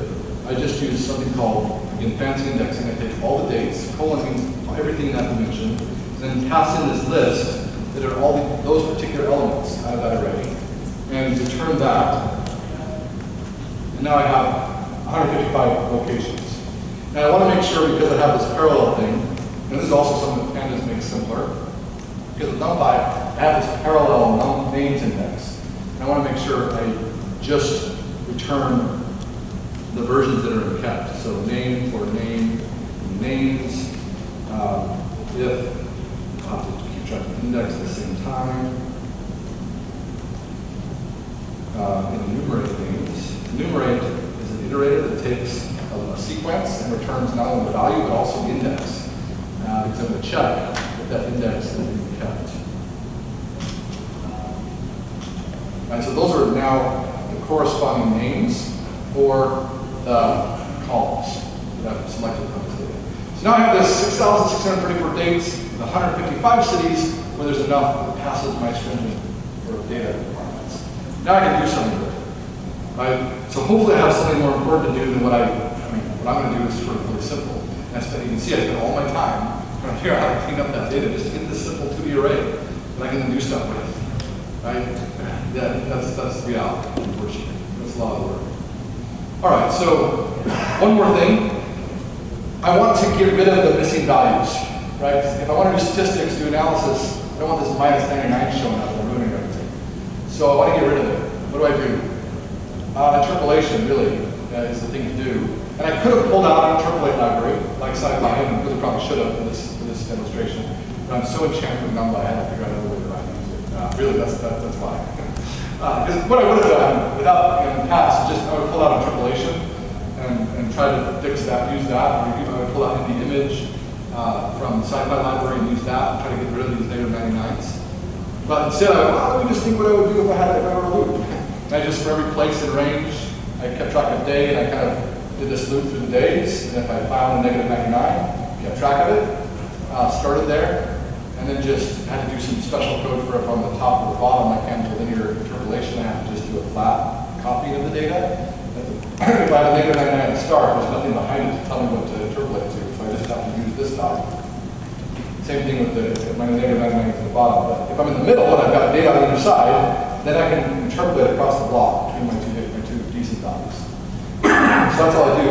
Linear interpolation right here at the end. So these are the two tests to see if I know the other cases, and this is the standard case. Otherwise, just increment if I didn't find a bad value. So they had that function. Again, that's a big for loop. And I don't necessarily need the jitter. I could just do it in Python, but it'd be pretty slow to work on this larger data set. But with that function in place, now I can use it to replace my good with my bad days. And it's only so easy to replace my bad days when things aren't going so well. So I can do a test, find out if any of these are minus 99. Well, I can do a couple of things. I can actually IAM show this. You can see there's my, all of my data. I want to scale the axis to really make that useful. It's really long and skinny. Right? But you can see, maybe if I do plot one of them. What's that? What is IAM show? Well, IAM show it comes from Matplotlib. Plot, IAM show, they're all from Matplotlib. When you type PyLab, %PyLab, they're brought into the namespace. Otherwise, you have to import matplotlib.plt pyplot as PLT. But we put PLT in there, so if you want to use PLT on all the Oh, plot that's types, great. it's clear where they come from. Oh, that's a good We idea. also do it. We also call NumPy as NP. Oh, So you that's can, good. for examples, you can keep You can NP do- and PLT explicitly. You Oh, can abrogate, and the code will be a little bit. Got to update yeah. That's great. Talk. I prefer that. It's true. Well, so I started using Pylab a long time ago, and some of these weren't there, but they've improvements, so it's great. Pylab is part of the IPython project, which Ron Ampere is the author and the principal. There's a bunch of people working on it now, but he's sort of the creator and the head cheerleader of the IPython project. And does a great job coordinating a lot of other things as well. So that's IAM show, but maybe I want to plot this. Let me plot maybe the first 10. No, not this. All right, so you can see there's the first 10 data sets. Now, really, I should plot dates.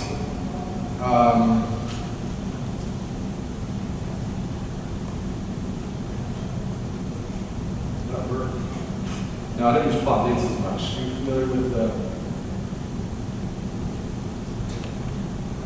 plot date?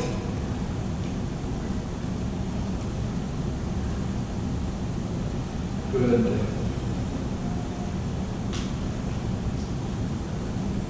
And I just put days.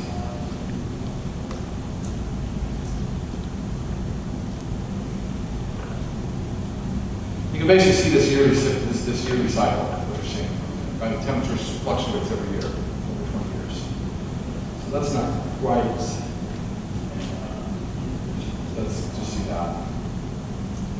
So the dates it's just showing the numbers there. The dates, even though they're daytime dates, they're under the covers, they're really a day past the epoch. And that integer number represents the day number of days past the epoch. That's what you're seeing. It's day number 1,000 since January 1st, 1970. All right, so looks like everything's good. Now I want to do things. I mean, I could just do things like this, average over all the dates. But you can see the cyclic behavior. So averaging is going to give me this mean value for the year. I think that's okay. And for every location, that's what axis equals 0. For every location, I'll get a single value for every location. This will give me a single value for every day across all locations, which is probably even more so. Not sure what that even means, right? It's an average local temperature nobody experiences, cares about. Or I can even something more so, we can average all the data into one and get one number. Okay, cute, but what does that mean? Right. So really, I want to be doing some more aggregations here. I want to group this somehow. Probably one of the simplest things to do is group by month. Right. So I can get the month values as the unique from the month. So NP unique will take and just give me a list of the unique entries in that list, so 1 to 12. Right? And then I can use that to basically build this little dictionary here. This is all the stuff that Pandas makes a lot easier. You can do it with NumPy, it's just you have to do a lot of the work yourself. And keep track of the dictionary, you have to do this. This is why people have written things. And what's happening is a lot of people wrote their own little libraries, and then Pandas kind of came around and unified a lot of these little tricks. into one thing that makes all this look simple. All right, so then there's my, now I have a key of months. Let's see. Oh yeah, I don't have 0, of course I don't. There's January. So that's 155 average values of the temperature in January temperatures for all those sites, all those locations, right? So it averages all the places for every year. It takes January out of each year and averages just those values. The reason it did that is because of this line right here.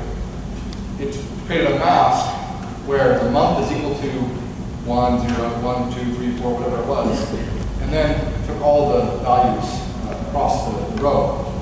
And then it just took the mean of that and did it x equals 0, so summing down all the January values that were pulled out of that expression. And then here's just an example for Salt Lake. I've got the good names, and I can print the result for this case. It's not called good names anymore. Right, so there's the temperature in January, or every month, the average temperature in Salt Lake. From that data set. Right. So, there's a different, the other way I could have done this, I could have done this kind of analysis for each file and then sort of built up my summary statistics in a separate result. I mean, there's lots of ways to approach these things, but kind of the workflow is very, very similar. Now, here's a little preview of pandas.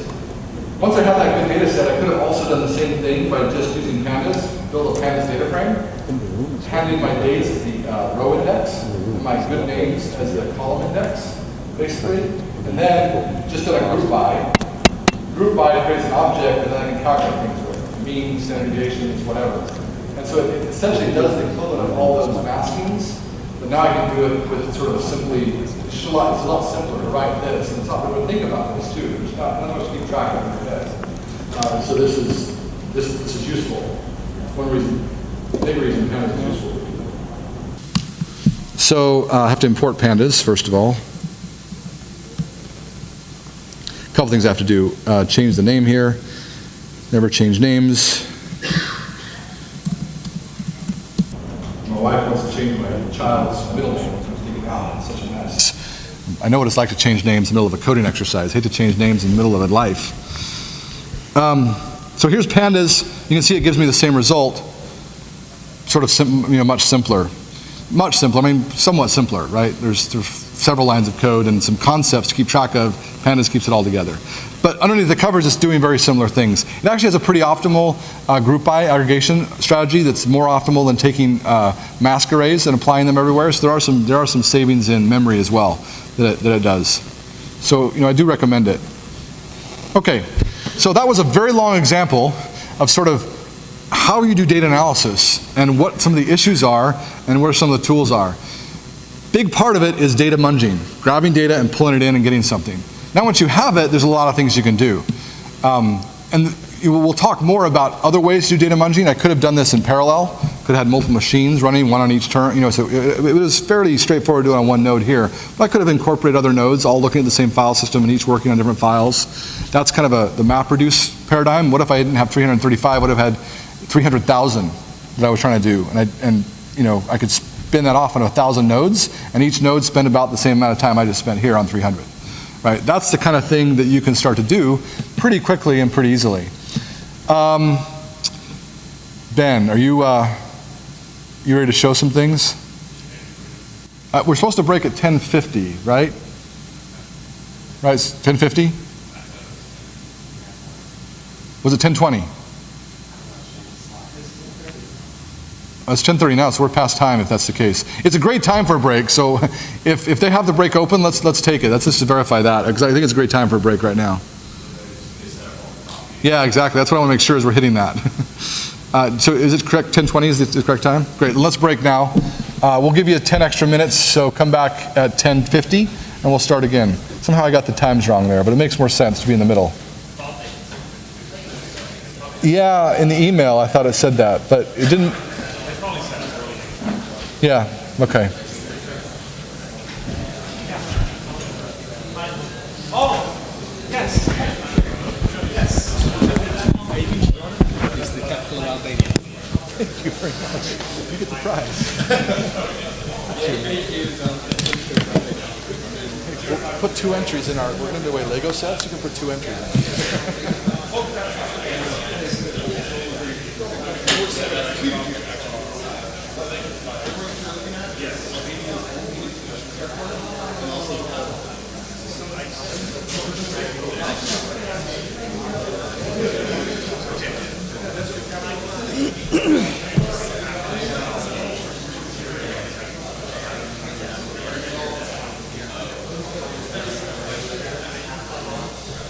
Well, sort of. Mostly I might, yes.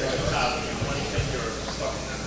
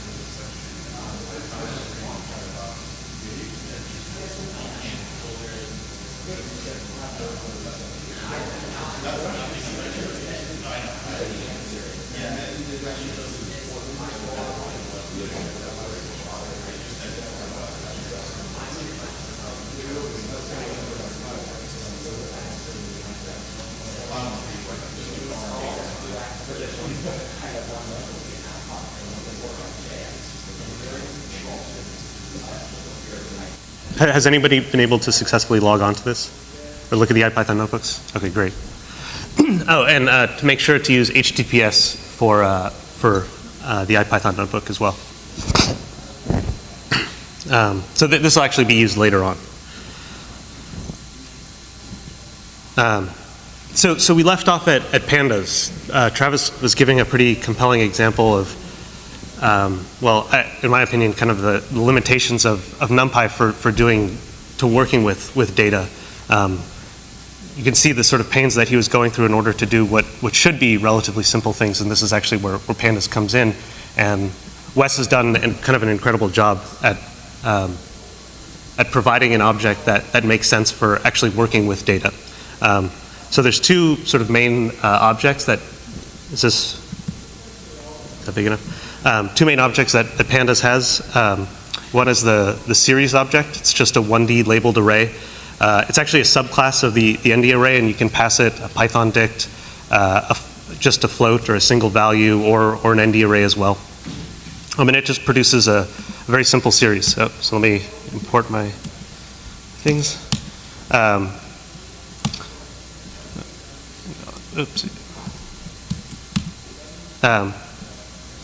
the indexing is very similar to a dictionary. You can just call it with the index that we provided. So here we have indexes A through E. But we can also index it, the series through regular NumPy indexing. So we could look at just the first value, or a set of values. It's very simple. And you can take these series objects, and build up a data frame. So this is very useful if you're working with time series data, like what we'll do in a little bit. But it works with non-time series as well. And the data frame is just a dictionary into those series objects, or a dictionary into NumPy arrays, actually. Excuse me.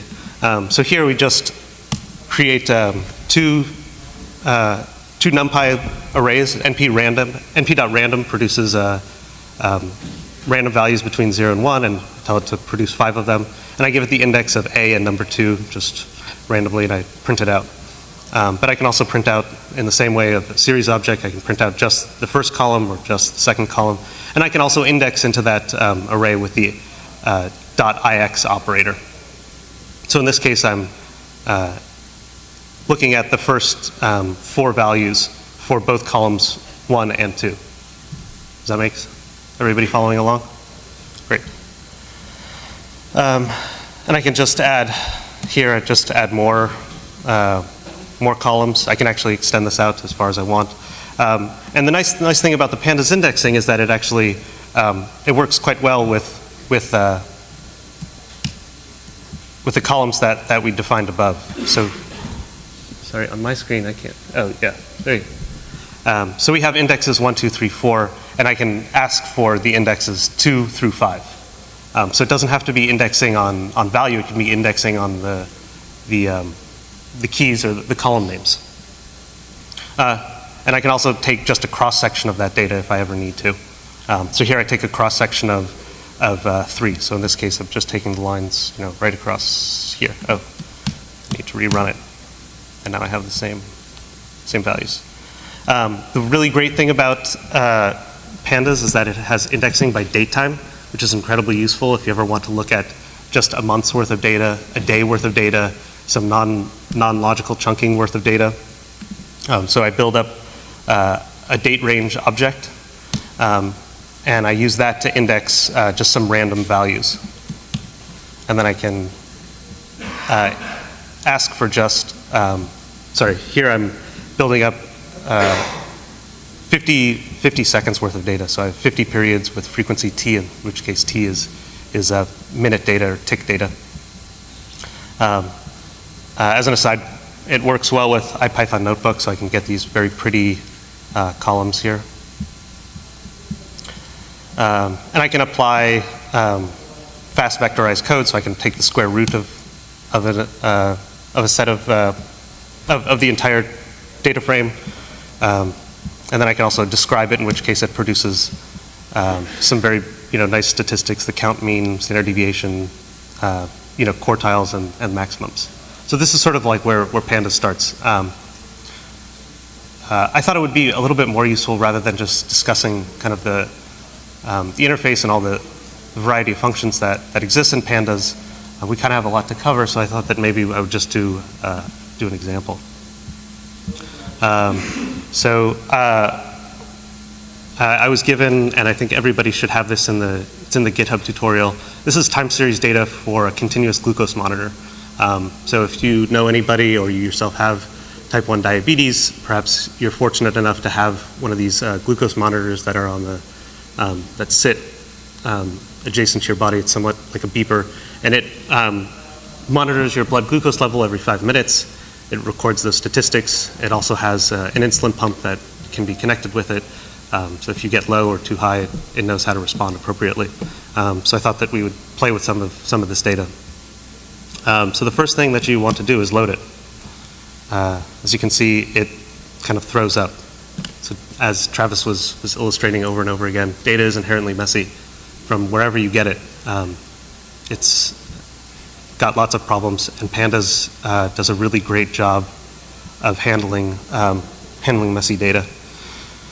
So you can see here that in the data file there are these nil points. So how do we take care of those? Well, there's actually a lot of ways that we can do it. The first thing that we want to do is tell Pandas to treat nils as not a number object, and it knows how to handle not a number objects for subsequent functions that we'll look at later on. So we read in our CSV data. We're parsing the dates actually as date time indexes, so we can index into this. And then we tell this data frame object that not a number values are listed as nil. And like all things, we want to plot it. That's the first thing I do whenever I get data. You want to grab it and then see what it looks like. And the first thing you notice is that these nil values, which are right around here, are missing.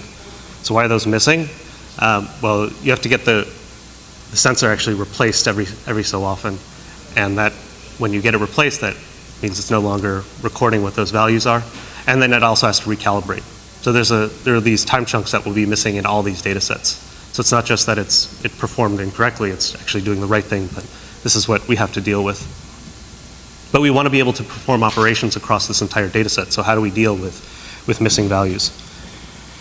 And again, Pandas, Wes is very familiar with missing values, and this is built into Pandas to deal with these kinds of things. So the first thing we do is try and find a location where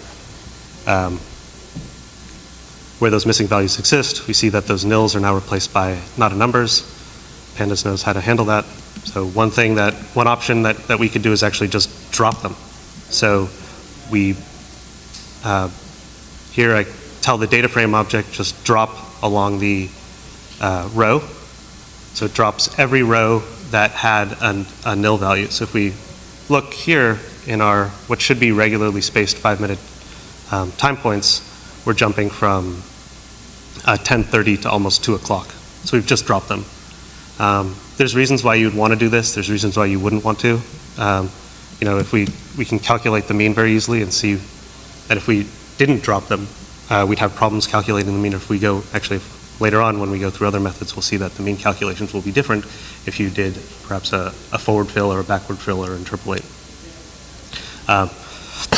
Also, Travis was mentioning how mean doesn't work across an entire record array. For Pandas, as you can see, it does. We don't have to call mean on just a single column. We can call mean on the entire data frame, and it will produce those mean calculations for both or all columns. He also mentioned, so I just added this as well, that NumPy he was trying to build this example of, well, I wanted to fill but not fill too much. I wanted some limit on how much I wanted to do that. So Pandas also has that baked in. So again, we want to, I'm just highlighting here where those missing values are. And instead of fill in A0, I tell it PAD, which is a forward fill. So I'm just taking the value previous to not a number, and I just propagate it down. And here I actually tell it to limit it to 5. So if you see more than 5 not a numbers, only fill up the first 5 and don't do anything with the rest. And that's, oopsie. So you can see that the 22.54 is filled 5 more times, and then we have the not a number. So it's really, really useful for doing that. We can also fill those values with just 0 and calculate the mean, and you can see that these values are now different from these other ones. Perhaps that's of some interest to a clinician that's looking at this. And we can also interpolate the values as well. So we take the first value previous to not a number, the last value after not a number, and then we interpolate between those two to produce, this is just a future warning, to produce values that we can actually operate on. As I mentioned before, it has really nice indexing, so I can say, I want to look at what was going on in this patient's bloodstream on October 4th, 2010. And Pandas as well integrates with Matplotlib. So there's a few people that aren't familiar with Matplotlib, and I'll be getting into that a little bit later, but for now we can just take a data frame object and we can just call plot on it. And it produces this really nice plot. So here, actually, I haven't really gone into the details of this. What you're seeing is glucose and ISIG. So glucose is actually the, ISIG is the amperage that's being measured at the sensor. There's a little bit of munging that goes on between that and what the actual glucose value that's reported. There's some calibration that has to take place every so often. But those are the two things that, that a clinician might look at to assess how well a patient is managing their disease. We can also, as I said before, index across, across multiple dates. So here I go from October 4th to November 4th. So I want to look at how the patient does across an entire month. I could look at bi-monthly or any number of other kind of interesting indexes. With respect to glucose data, as opposed to financial tick data, you want to look at when the patient was particularly high or particularly low. That varies from person to person. It varies from meal to meal. It varies from a child to an adult, but typically higher than 180 during non-eating times and lower than 50 are problematic. So being able to visualize that easily is kind of important to a clinician, and Pandas makes that really kind of unbelievably easy. In the same way that NumPy, you can pass in those masked arrays that Travis was illustrating before, you can do that with your Pandas objects as well. So I want to say, give me all the highs for a particular day that are greater than 180, and give me all the lows that are in that day that are lower than 80, and then plot it. So you can see that that over the course of this day there were some trouble points, and there always will be for a diabetic patient, but this maybe is a little bit worse than normal. Perhaps you want to do some other kind of views of the data. You want to look at, well, what is the performance across every hour, and calculate the mean across those hours. So Pandas again makes that very easy. I can pass in an hour index, and Pandas knows there's some regularly defined indexes for times of millisecond, microsecond, minute, hour, week, month. Those are already defined in there, so I tell it to group the data by hour and then calculate the mean and plot it. And then I also tell the data frame to calculate the mean across a day. So you can see how perhaps the patient is doing from day to day and from hour to hour. So here you see it's a little bit higher here. Day to day, there's a little bit of more variability here. So these are the kinds of things that you want to be able to do very easily.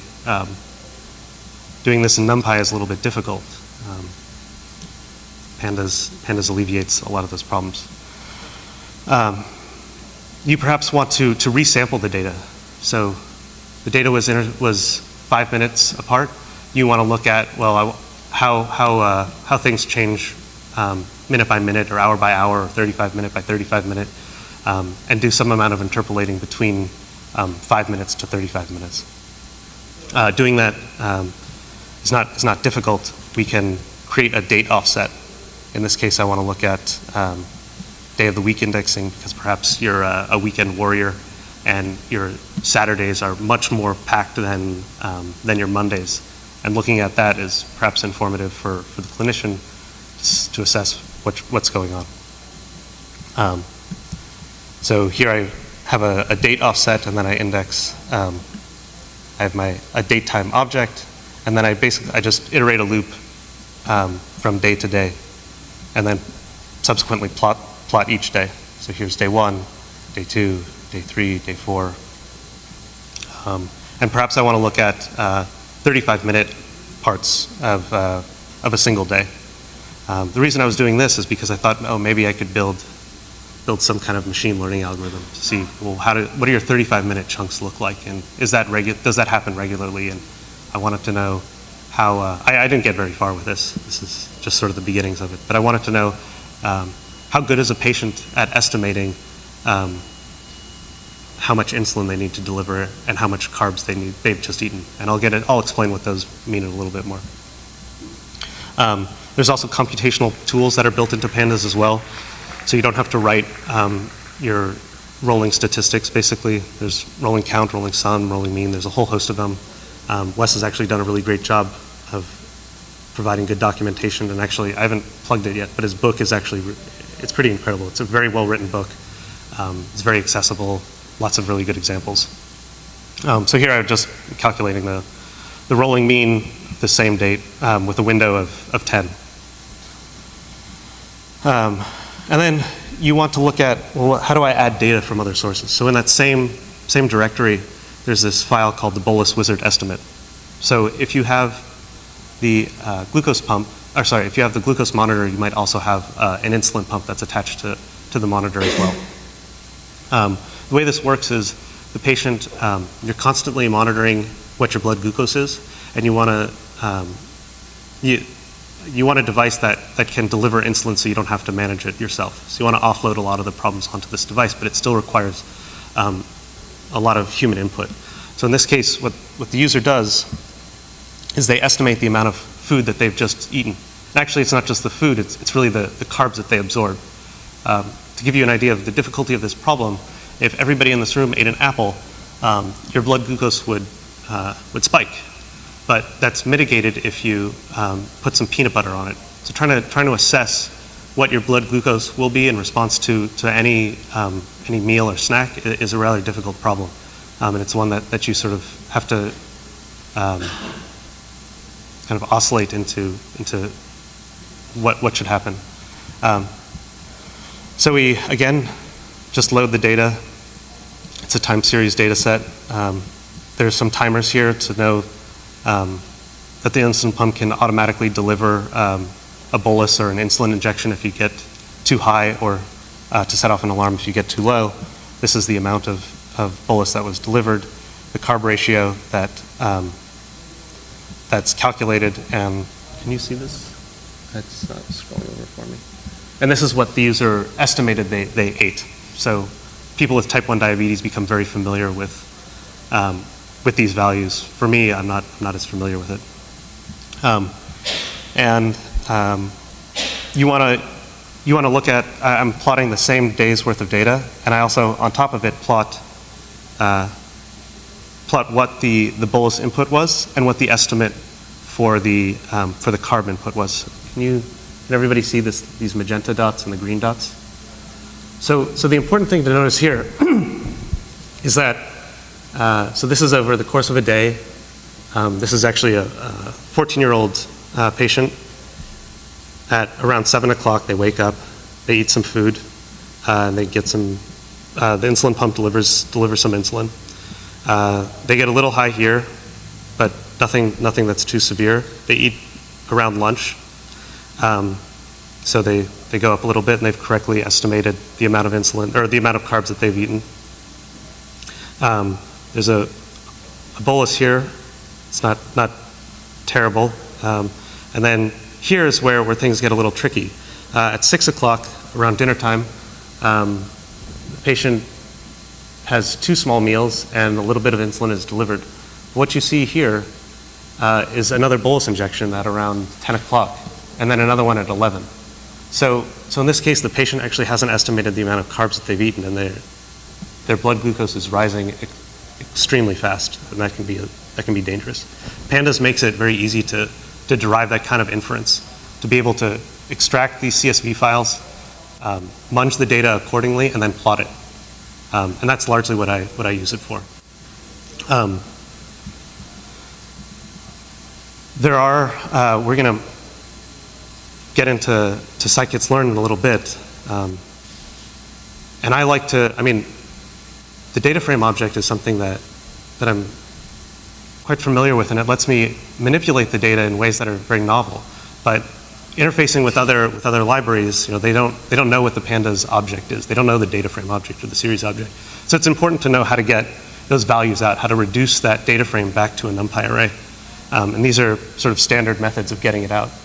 And actually, I used this earlier to generate that CSV file. So I had a list of all of my clusters in a data frame object, and then I just said to CSV. So that's really great. If you ever want to get CSV data out, or LaTeX, actually, or HTML, or to a record array, or just the values.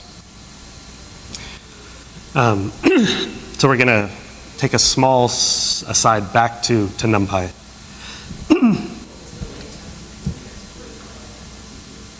It exports to a LaTeX table, I think. Yeah. I've actually never used it because I haven't written LaTeX since graduate school. So in trying to motivate machine learning, I wanted to go to this sort of classical example of PCA, principal component analysis. So if you're dealing with high dimensional data, multivariate data, you need a way to both visualize the data and then also to derive inference from it as well. So this is sort of this classic example of illustrating how PCA sort of works. So I tell NumPy to generate a random kind of ellipse-like distribution of points. In this case, it's a multivariate normal distribution. Its mean is at 1, 1, and this covariance matrix you can think of as just mu, or standard deviation away from the mean. So you may or may not have data that looks like this, but we'll see how this plays in later on with scikit-learn. So the way PCA works is it returns to the values and then also the vectors of where the greatest variance occurs. So if you look at this, you can see that there's most of the variance, most of the variability in this data set is along this axis and along this axis. Does that seem right? So in 2 dimensions, it's rather easy to visualize where you see the greatest deviations from a mean. And PCA essentially gives you those eigenvalues.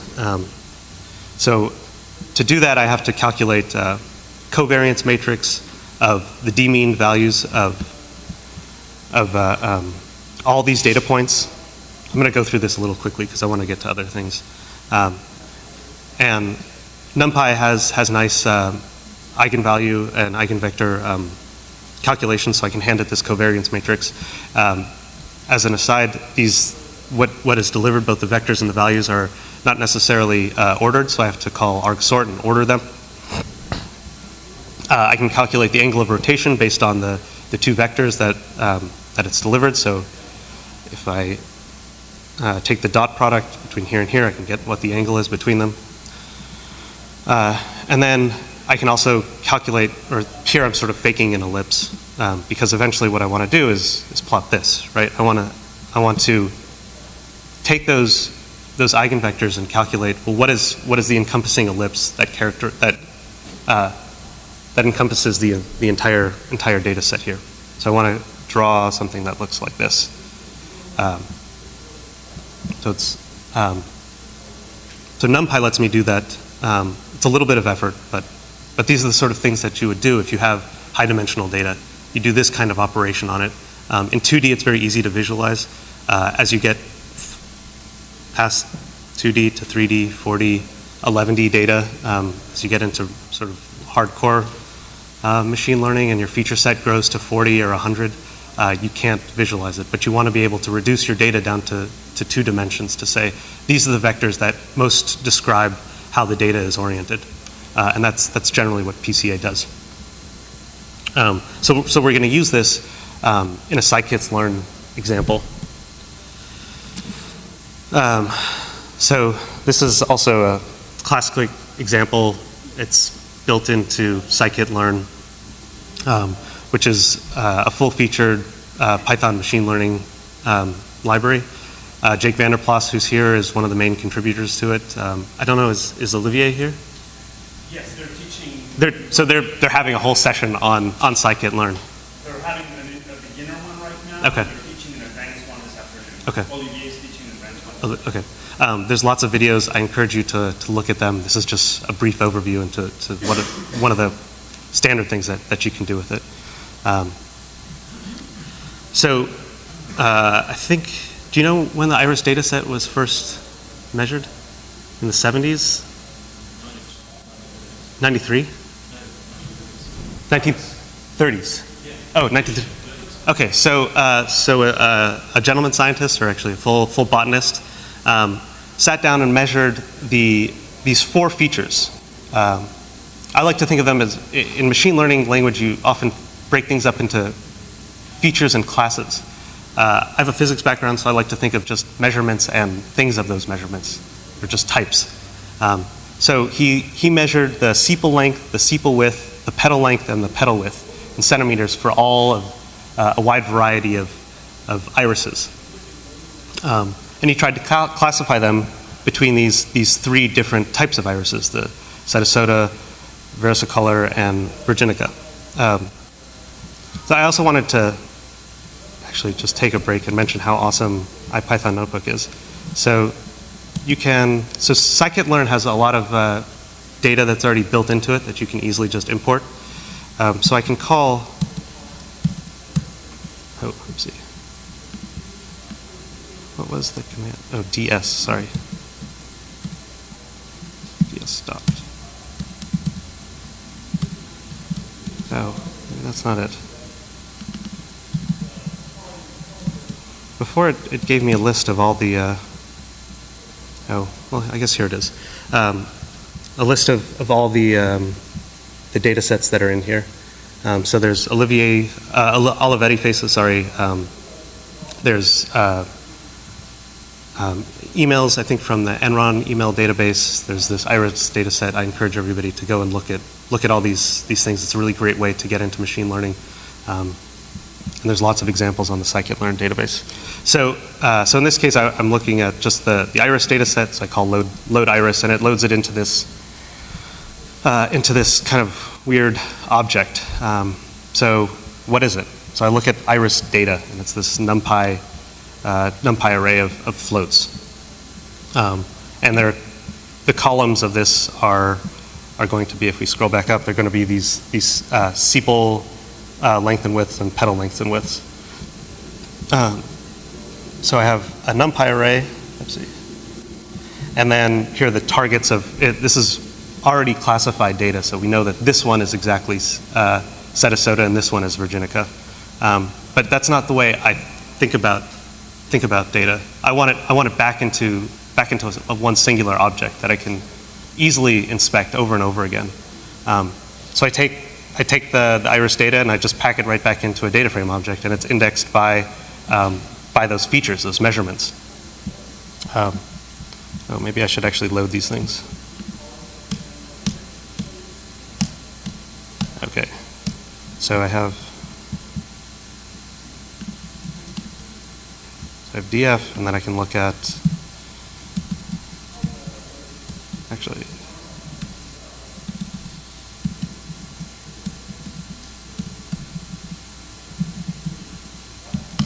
so I can look at just the sepal lengths if I wanted to, and this is somewhat meaningless, but if I didn't know anything about this, perhaps the standard things that I would do is just look at the mean and standard deviation and those kinds of things.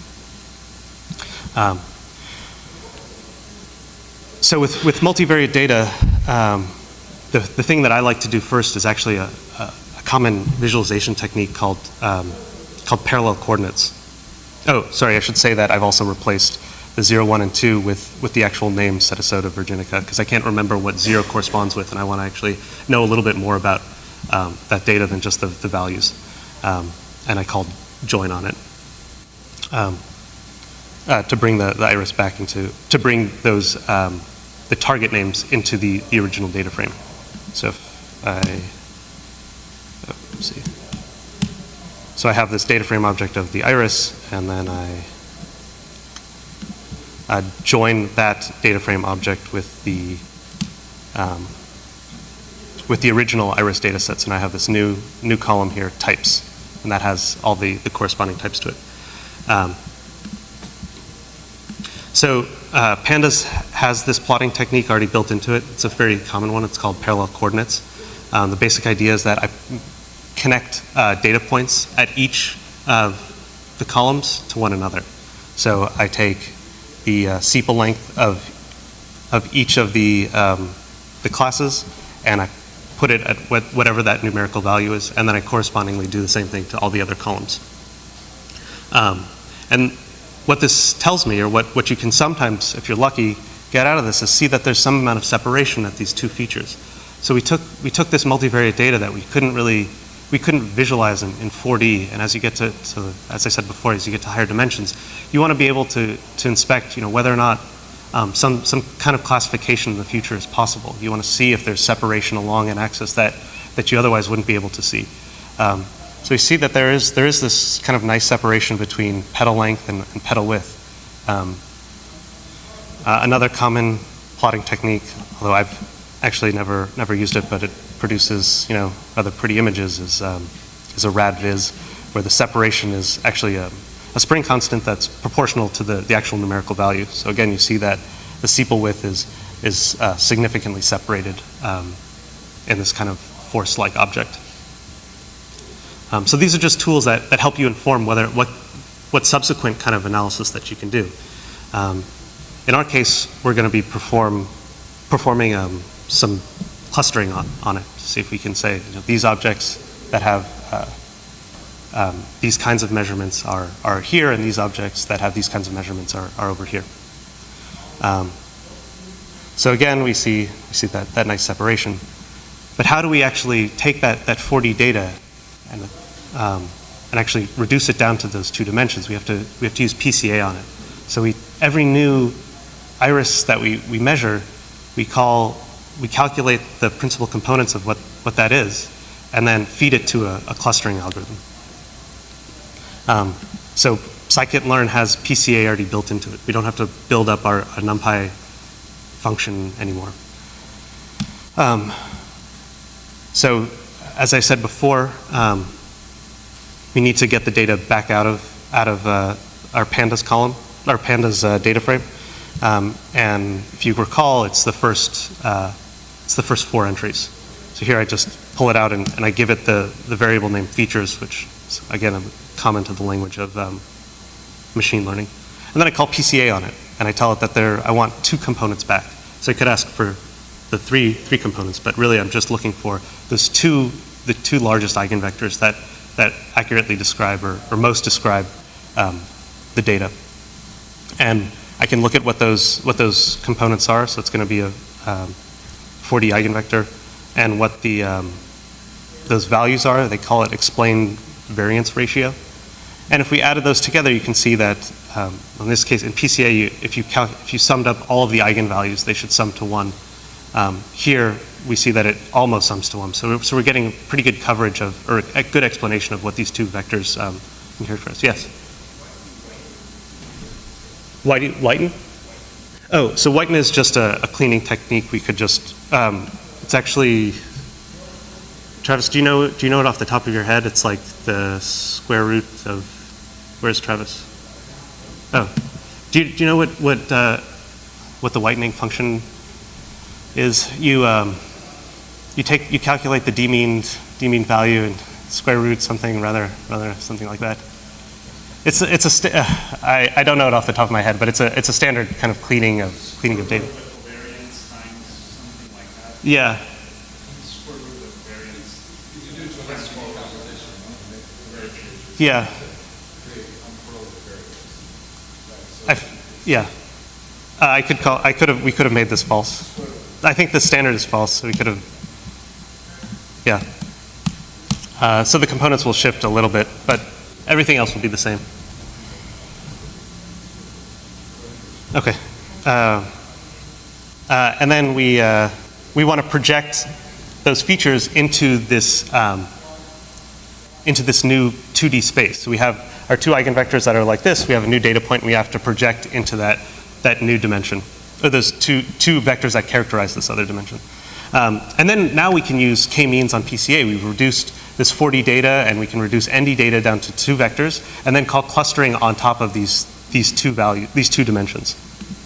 So k-means it's just a partitioning function that tries to minimize the distance between values in a cluster, and it also tries to maximize values between clusters.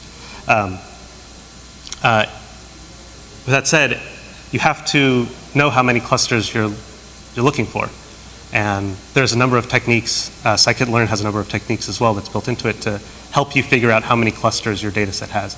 In our case, we know that there are only 3. So that's why we just pass in the value 3.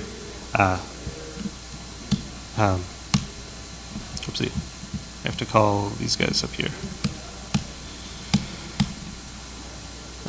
And then we can actually, so this returns, we can figure out where those cluster centers are. If we wanted to plot them, we could.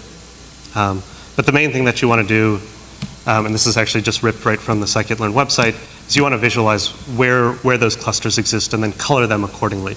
So scikit-learn, so we take that multi-dimension, that 4D data, we reduce it down to 2 dimensions, and then now we can call k-means on it and figure out which color to assign any new data point. Or is everybody following along with that? Yeah? Okay. So again, I wanted to try this out. So I pull out the first value in the features, and then I just sort of I took that and sort of messed around with the data a little bit. Make a new point and then have k-means try and classify, is this point in 1, or is this point in 0, or is this point in 2? So that's usually the goal of these machine learning techniques, is that you have data that you need to classify, and then you have new data that you need to figure out where those classifications of the new data exist.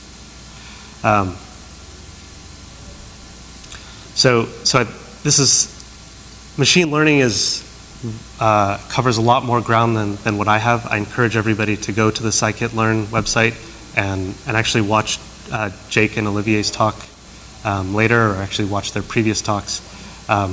You can do a lot with it. There's some dangers to just doing things wholesale, and I have a little kind of philosophy about that later on. Okay, so this, I think that wraps up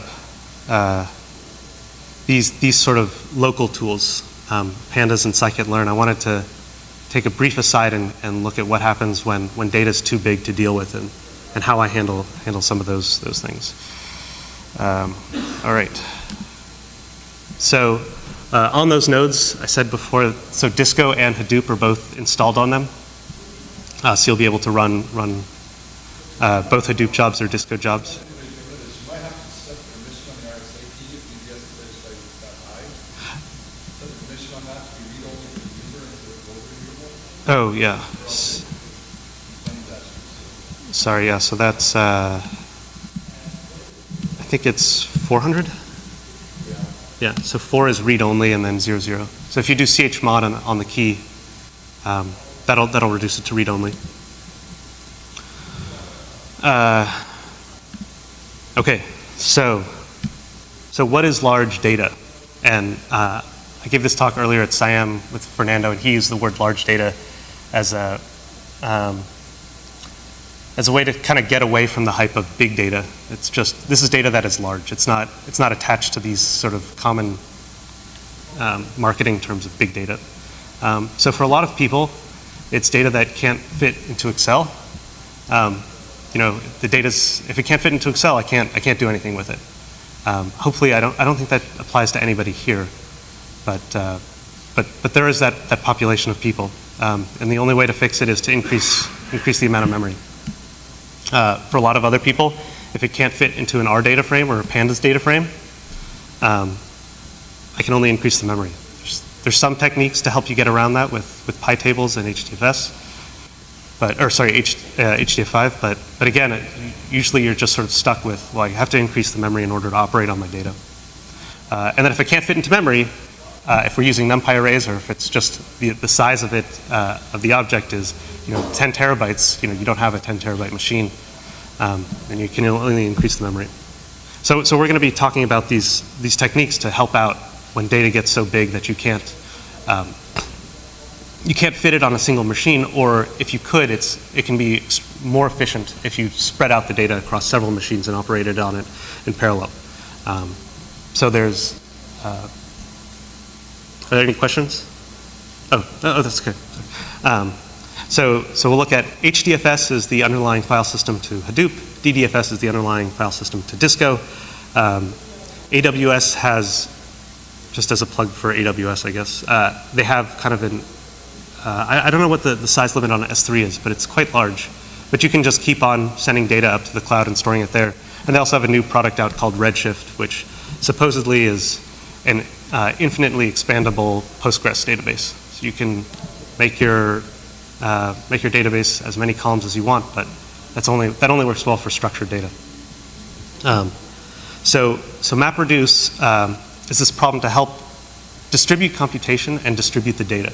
The goal of MapReduce generally is to put data on all these nodes and then push code to where the data lives.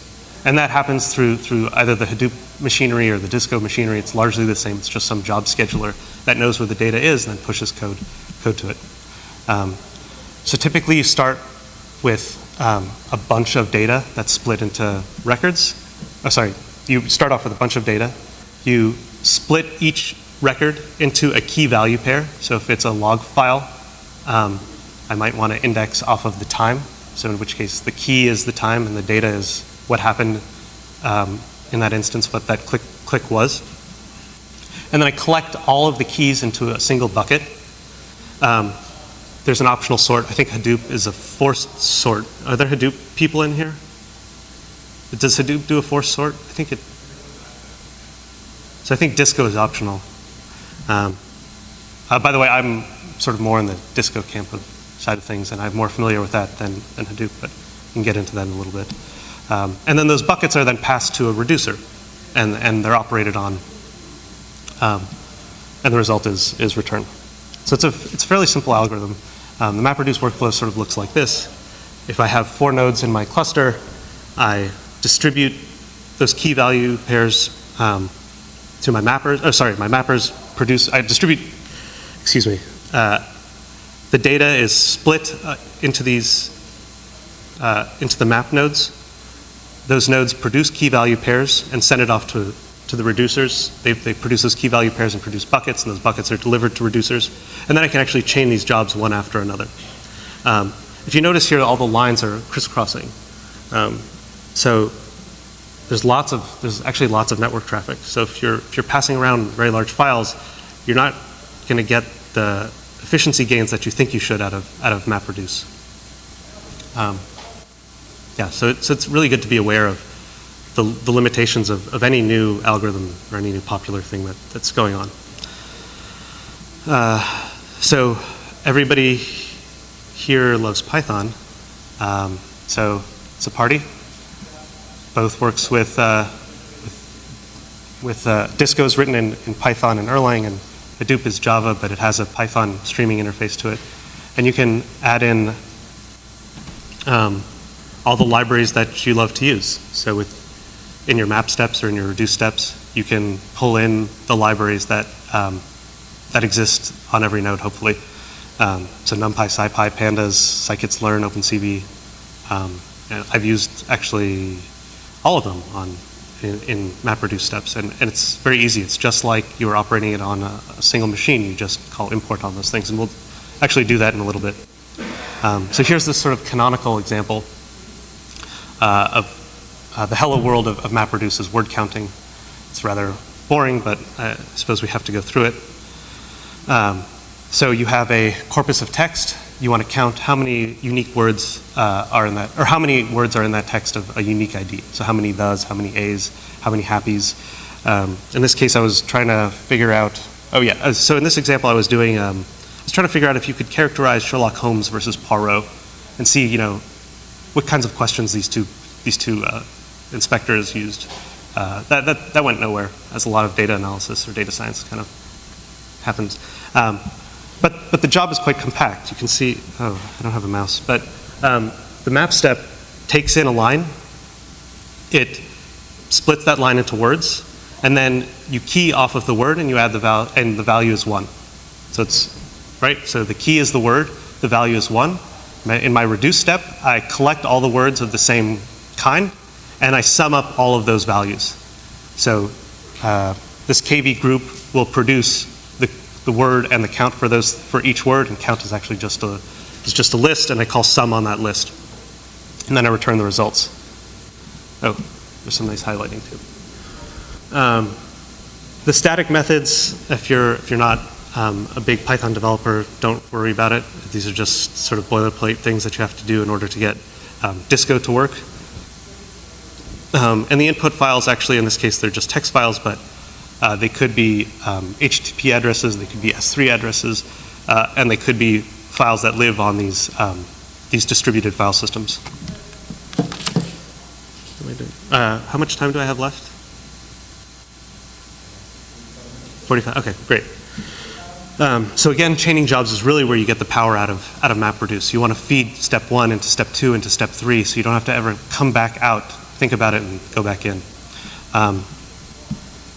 So it's really good for data cleansing, actually the theme of today should just be data cleansing, because that's really where everybody spends 80% of their time, and only 20% is actually the fun stuff that you want to do. So building tools to help you do that easily is, I mean, that's sort of the goal, right? Is to make that as easy as possible. It's really good for breaking up your total task into little itty-bitty jobs. So I can think of this is job 1 does this kind of cleansing. Job 2 does just this kind of cleansing. Job 3 does this kind. And feeding that into the eventual result that you want to do some analysis with. But there's lots of network traffic. Excuse me. And depending on which kinds of calculations you do and how much data is being generated at a map step or reduce step, that organization can cause some inefficiencies as well. Yeah, okay, so let's take a break there and actually run some examples. So actually, before we do that, I wanted to also pitch how, I think important to doing data analysis or this kind of analysis is being able to actually utilize the resources that exist cheaply. So EC2 is what everybody should be on. Hopefully they've made it on there. It's cloud computing from Amazon. You can quickly spin up nodes or many nodes into a cluster, run a job, and then bring them back down. StarCluster is a Python tool out of MIT that lets me do that really easily. So I can define here what my AWS keys, I can define a cluster. So this is actually what I did for today. Everybody has a node of size 3. There's a user PyCon user, and then there's a AMI. It's sort of like a virtual machine. So every node in this instance gets loaded with this kind of virtual machine. And then there's various sizes that you can look into. And the really great thing about it is that there's plugins for it. So I can say, oh, here's this virtual machine that I want loaded on 30 clusters, but I also want these clusters to have IPython Notebook. I want them to have Hadoop. I want them to have MPI. And those things will just automatically get built in. And calling it is very simple. It's just start that. Okay, so let's see. So coding live, yeah. That's a StarCluster feature. So, yeah. So this only works with either the AMIs that StarCluster has built or AMIs that are built on top of StarCluster. So the actual AMI that you're using is one that I built on top of StarCluster. So they only had Hadoop. I wanted to add Disco. I did that and then made a little plugin for it. And all the nodes have Anaconda, I think 1.3.1 installed on it as well.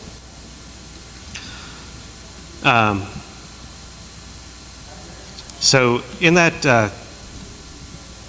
Git repo is some quick scripts to go and get some data for us to play with.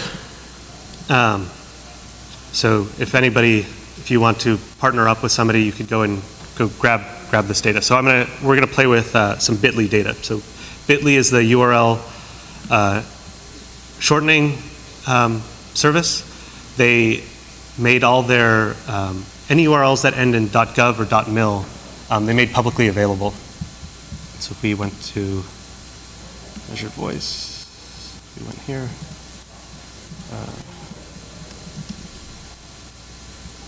and we looked at one of these files, it's just this huge JSON file. Or, actually, yeah, these are JSON digs.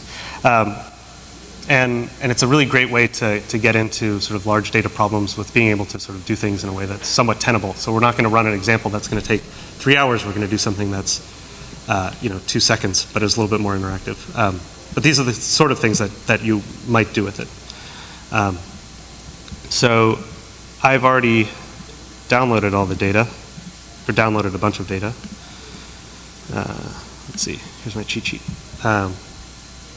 Oh, you know what, maybe we should do the, let's do the count words example. So I think I already did that. So I already called this command, this Dumbo put all about ferrets. So this is a weird text about how to manage and kill rats and ferrets from Gutenberg Press.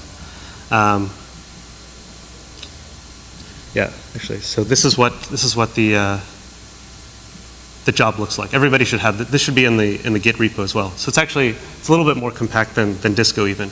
But you have to remember that this Python job for Hadoop is really on top of a bunch of Java as well. I think so Hive is a limited Python interface. Is that into Hadoop as well, where you can't, I think it actually produces Java code from it. Python streaming lets you actually you get, it spins up a GIL on each node just the way that Disco would as well. So you get all the libraries. I think in Hive you don't get access to all the Python libraries. It's sort of a reduced Python version. But I want it to be somewhat equitable about delivering, what's possible. So if we ran this job, let's see how to run this job. I'll start. So.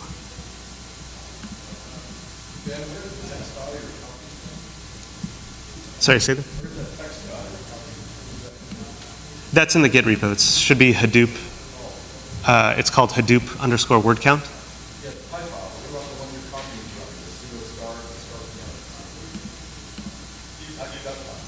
This file? Oh, this is my own personal file, so I wouldn't have to be embarrassed about live coding. This is not checked in. I can check it in, actually, if that would be useful to other people.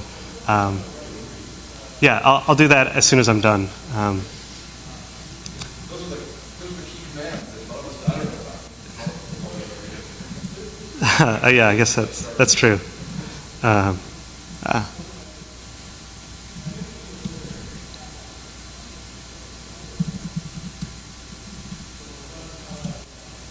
What did I name it? When you go slow enough, when you type it in, that's fine. Okay.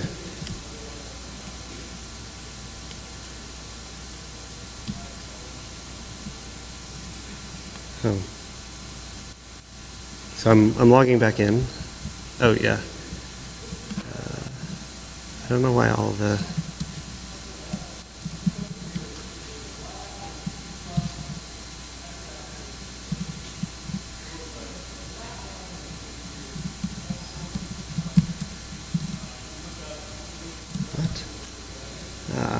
This is why demos are always difficult. Okay, well I'll forgo the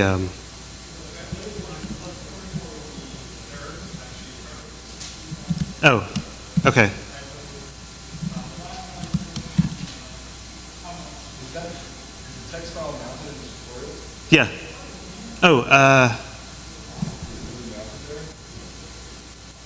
did I put it in there?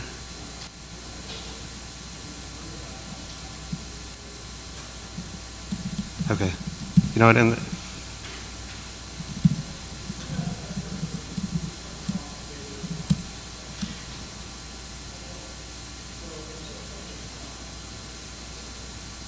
Okay, great. So that works. I don't know why I have a bunch of Bitly data in that.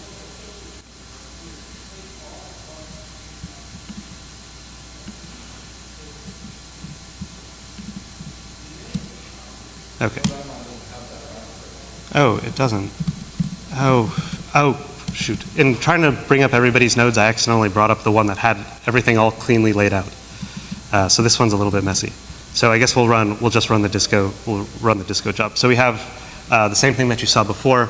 We split each word into a bunch of, we split each line into a bunch of words, give it the value 1, and at the end we're just going to produce the word and the counts. So everybody should be able to run this. If we just call, so we can call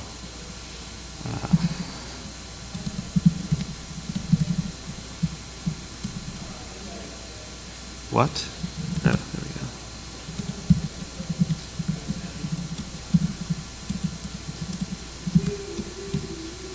There we go. We just call disco word count. I told it to produce those error messages as well. So you can see that all of the words and the count of the words is produced. We can also look at, Disco has an interface into what the cluster is currently doing. You can get some job information here. And Hadoop similarly has something as well. There's some information about how much data is on, theirs is a little bit more detailed, but how much data is being used, and then you can actually inspect jobs as well. Let me make sure that that's, oh, it was that other one.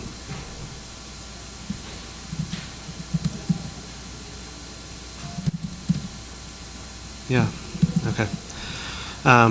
Well, so if you get the Bitly data, back to this one, the thing that I wanted to do is just, I believe Hillary Mason wrote a post about the lifetime of a link at Bitly, and saw that generally you see these curves, you see a decay from when a link was first shared to when it no longer is being clicked on anymore. So I wanted to do the same thing with this sort of limited data set. So in this case, I need to pull in, I need to load the data, I need to pass in a line. So I get that from my data. I call JSON to correctly parse the line. And then I pull out the link. So in this case, actually, I wanted to look at what those decays look like for the top 9 links. So I want to key off the link, and then I want to basically count up how many of those links exist for each unique link, and then pass on only the top 9. So I have to do that a couple times. So here I get, again, I load the record. The data is a little dirty again. There's some malformed lines. Sometimes it doesn't have a URL. And this is, yeah, it's just true of everything. Everything is always messy. So if there is a record, so here's the dictionary of what things look like. The U is the URL. It also has the timestamp and the region and the Latin latitude of where that click came from. And then my bucket now has all of the unique links. So in this, I was doing it with NumPy. You could also, actually this could be made a lot easier with pandas. But I take the link, I append it to a record array. I also want to store the latitude and longitude of those links because I want to do some fancy plotting with that later on. And then I sort my record array into the top 9, and then I output to the final step the top, in this case, top 10 links, and then in that record array, the associated latitude and longitude of those links as well. Is everybody following along? I feel like I messed that up a lot. Can I get some nods or no if you did not? Everybody's good? Okay. And then this one's a little bit more messy because I wanted to make an example that had some plotting already built into it. So I run the job here. I get out the links that exist, and then I now have to do a subsequent step because each bucket has a top 10 for it, right? I now need to take the top 10 of the top 10. So you see that those kinds of things actually happen a lot. You have to take top 10, top 10, top 10 of all the nodes, and you have to do those a lot of times. So that we could actually have chained this as opposed to doing it in one step. But I didn't. And then I have some plotting routines down here. So if I go and, let's see, did want to mention this. So I'm using the input is Bitly of yesterday. Oh, happy Pi Day, by the way. Yeah. To get data into DDFS or to HDFS, you have to push it in there or chunk it into those places. Once it's in these file systems, they operate just like any other file system would. The command for Disco is, here, I have my cheat sheet. So I'll just do it here. DDFS push, here I'll just push this one. You try and, DDFS is a tag-based system, which can be really great. So I could tag it with bit.ly:\date, bit.ly:\month, or anything like that, and then call just the months or just the days. So here I can give it the tag bit.ly 030813, and then just that file. And then it pushed it up there. Subsequently, I can also, I can tag just that tag. So I can collect a bunch of dates or a bunch of files into a day and then specify that they're part of a month, specify that they're part of a year, and then call in the way that I called,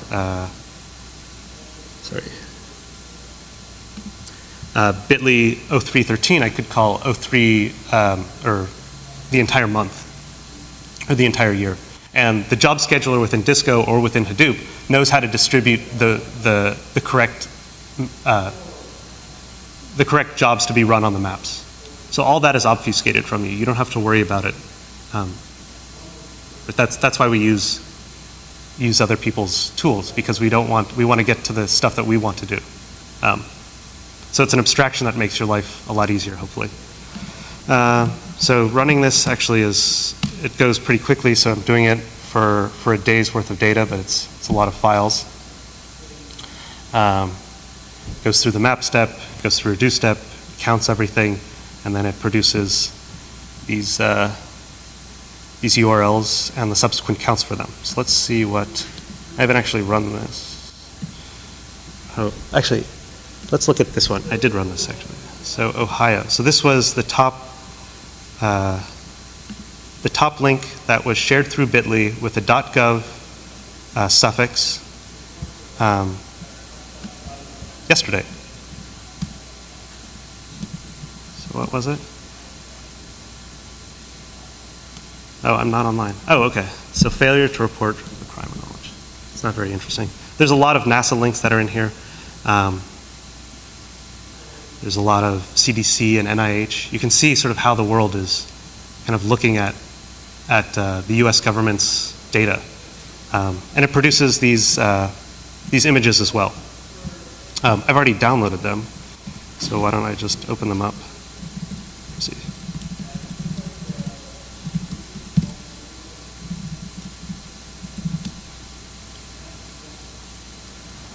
So you can see that, so one project that I thought might be interesting, and I don't think there's going to be enough time to do this, is, can we create a zoo for file types? So are PDFs shared in a different way? Do they have different decay curves? Are PNGs shared in a different way as well?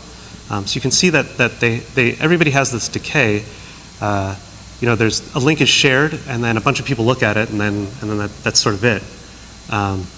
You can get some second order effects where people, all of a sudden they get really into it again later on. These are sort of standard decays, but then there's these weird ones. Travis and I were talking about this yesterday. A link is shared, not many people look at it at first, and then there's this, all of a sudden, there's an explosion of people that wanna see it all of a sudden. And then it also similarly, all links decay. Nothing is shared permanently. But these are sort of the jobs that you can do with MapReduce and the kinds of inference that you want to derive afterwards. You do, essentially I treat MapReduce as just, that's my data cleansing tool, and then I come back into Python and do analysis. That's usually the goal. One of the reasons that I use Python is because the entire ecosystem supports me. If I did this in Java, right, I have to go to R, or I have to go to Python. I can't stay in Java to do my analysis. If I did, I probably would pull out my hair, because it's not fun to do analytics with it. So as a plug, I mean, it's preaching to the choir, but Python's really great, and it does have a really great space in the big data world. Okay, so So I wish that so Disco runs a little bit faster with medium-sized data. Hadoop, supposedly, I'm not very familiar with Hadoop. Hadoop has the defaults for the configuration for the job scheduler are a little bit, they're trying to account for the largest amount of fault tolerance. So running that MapReduce, that word counting example will take 20 seconds as opposed to the 3 in Disco. But the fault tolerance of Hadoop is sort of like well-traveled. With Disco, they rely on Erlang for all the communication. And that's well-traveled, but I don't know how well the fault tolerance stacks up in Disco versus Hadoop in that respect. Yeah, did you?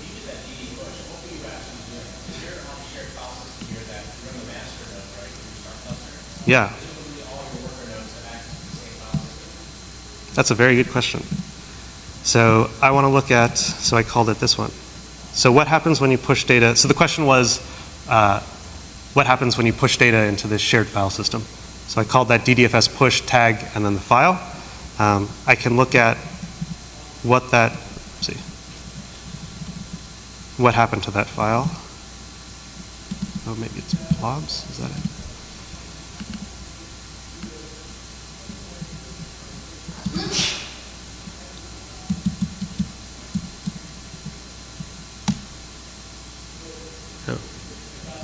Oh, that's why I'm having trouble, because this thing is not operating correctly.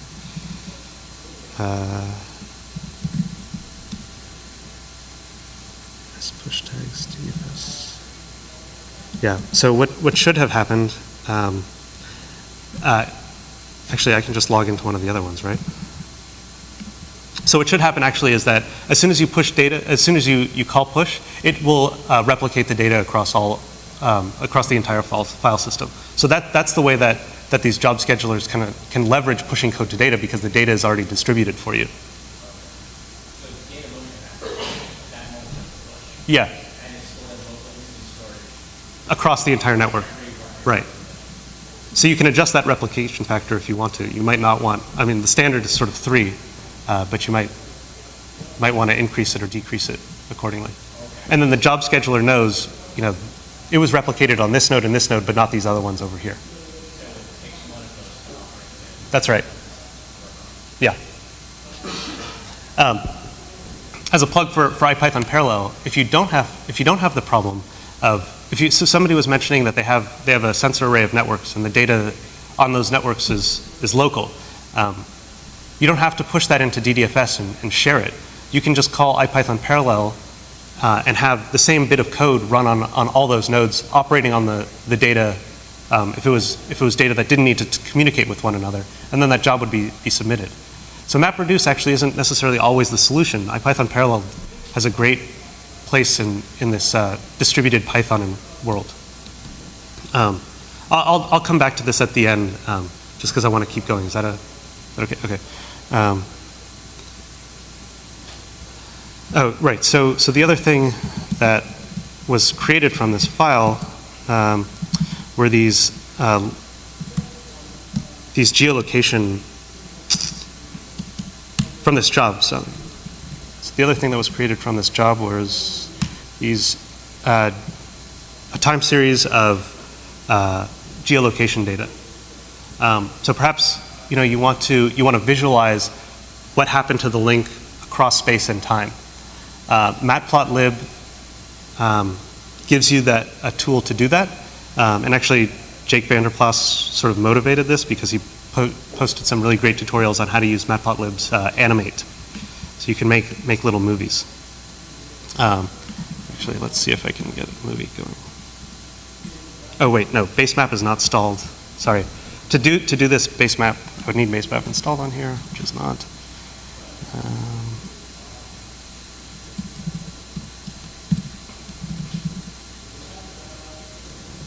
So these are the kinds of things that you can do with Matplotlib's animate. And you can actually export it to MP4 and put it on the web.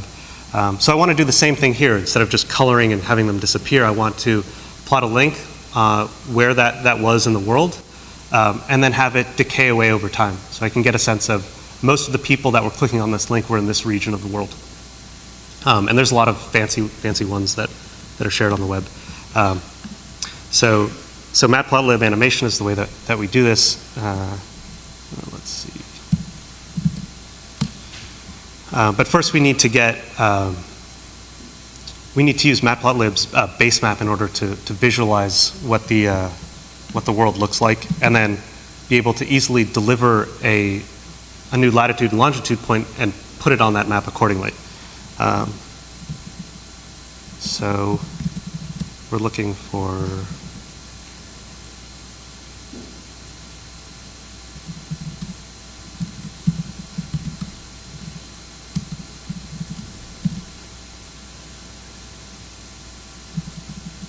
I don't know why that happened.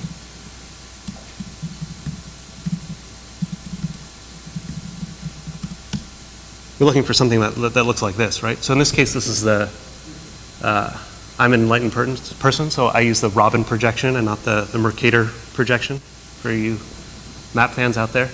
And then these little white dots are where somebody looked at one of the links. So returning back to our plotting, we have this base map object, and there's a ton of different projections in the Matplotlib library. This is Robin.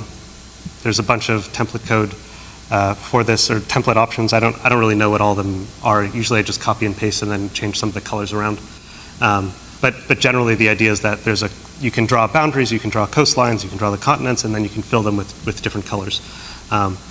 And now that you have this object M, you can deliver it a new latitude and longitude point, and it knows how to put that on your map, right?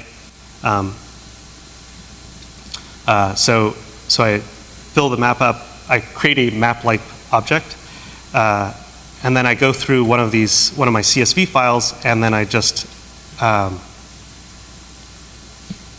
in, here's where the updated is, but I add in the location at each time. And I break it up into, I think I was doing like 1 second chunks for each frame. And then I call this animation function.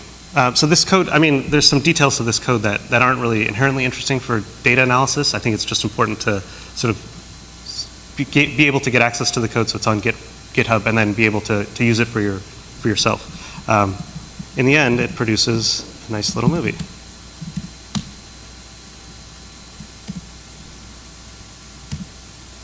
There we go. So, as expected, not a lot of people in Africa look at, US.gov links. Let's run it again. This is dark. South America is dark, but you see some activity here. We could do it better if we did a more expanded projection. Perhaps we could see some of the kinds of things that you'd expect, like the East Coast waking up, and then Central waking up, and then us over here on the West Coast waking up, and those kinds of, a lot of those animations are popular to do. They're informative, and Python lets me do that rather easily. Okay, so there's a few more examples that I don't think we have enough time to cover them, and they're not done yet. But I also played with some Wikilog data. I just wanted to show off some of the, and I'll put this in the repo once I'm done with it. So Wikipedia, are they in here?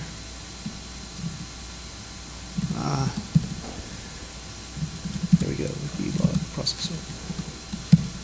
So Wikipedia produces log files as well they produce summary statistics for every hour of every day of every project code. So there's the EN project code for all English Wikipedia. There's ZH for all Chinese Wikipedia, so on and so forth.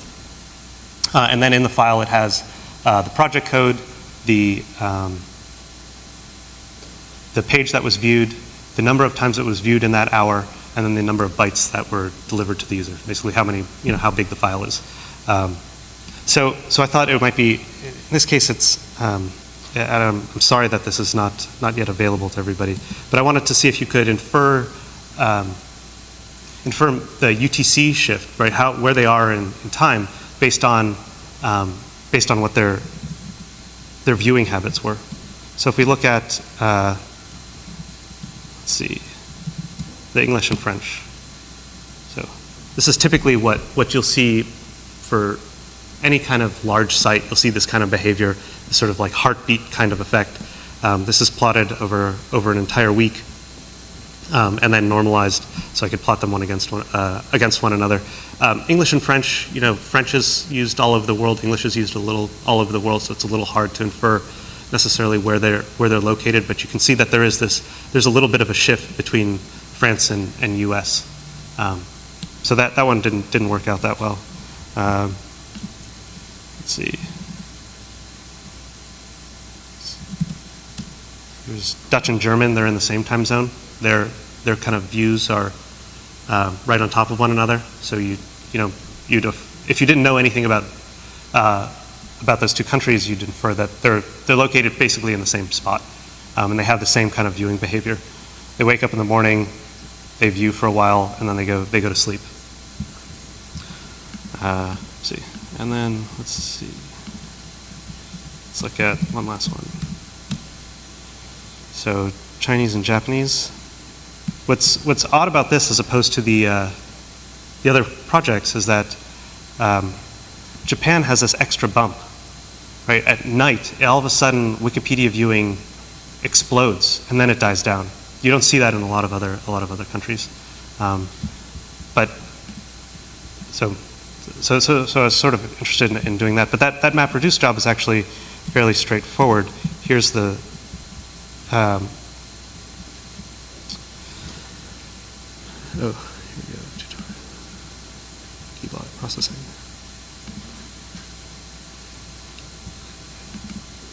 I need to take a pandas-like object and basically group all the projects together, take the number of views that were for that specific project, and sum them up. And I have to do that for every day of every hour, and then collect it. That's a perfect job for MapReduce when data gets so big.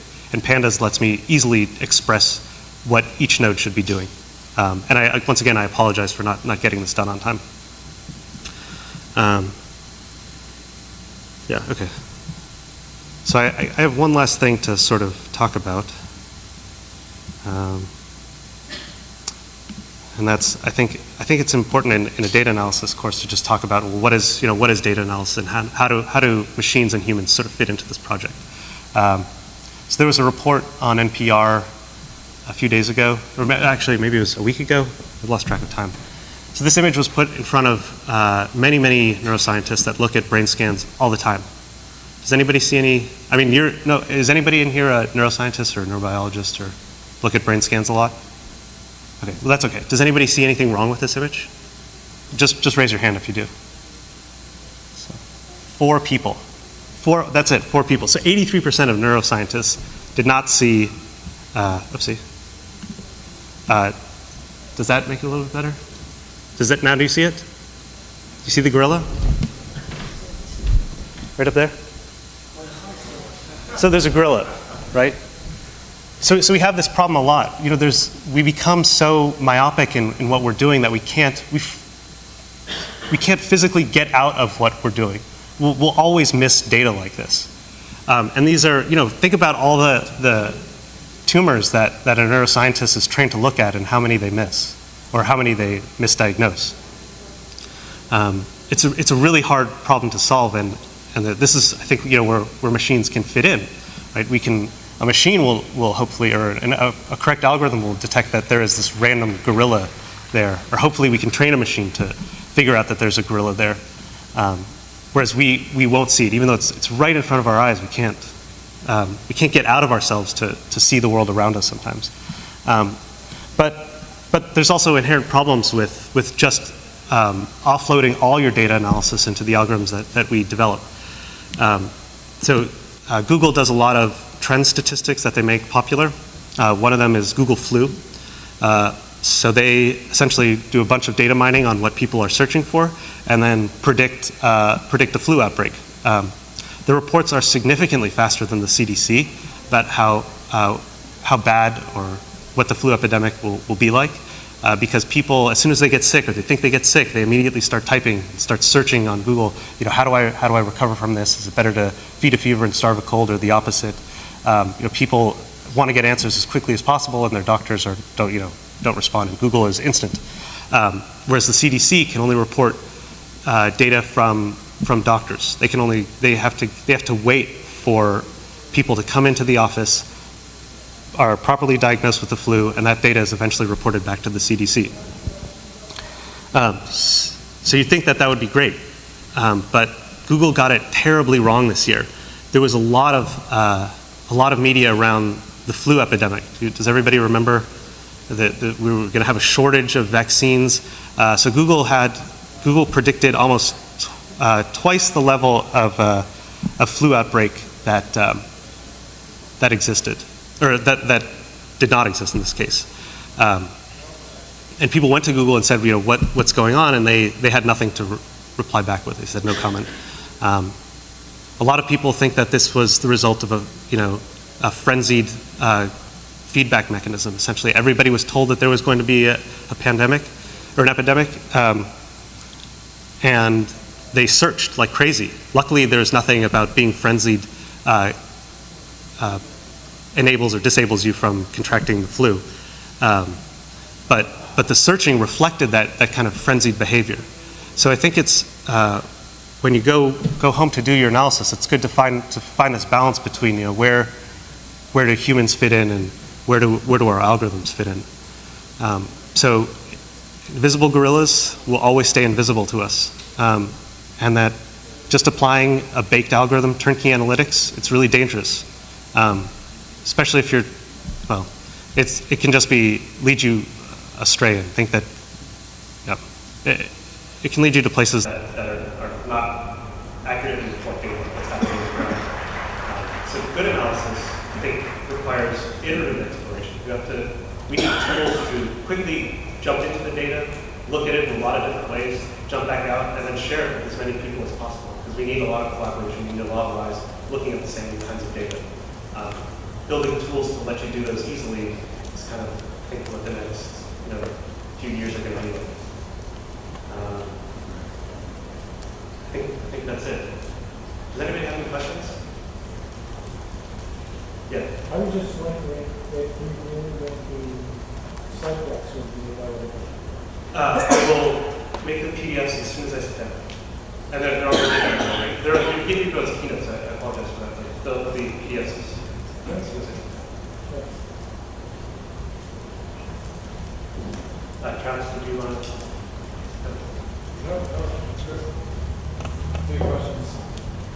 I mean, we were, in the preliminary, there was some talk. We are working on some tools to take NumPy beyond the single node. Like right now, all we can show beyond a single node is Disco and Hadoop, which are kind of MapReduce style questions. There's a lot more we can do in the Python space, and that's really what the Project Blaze is about.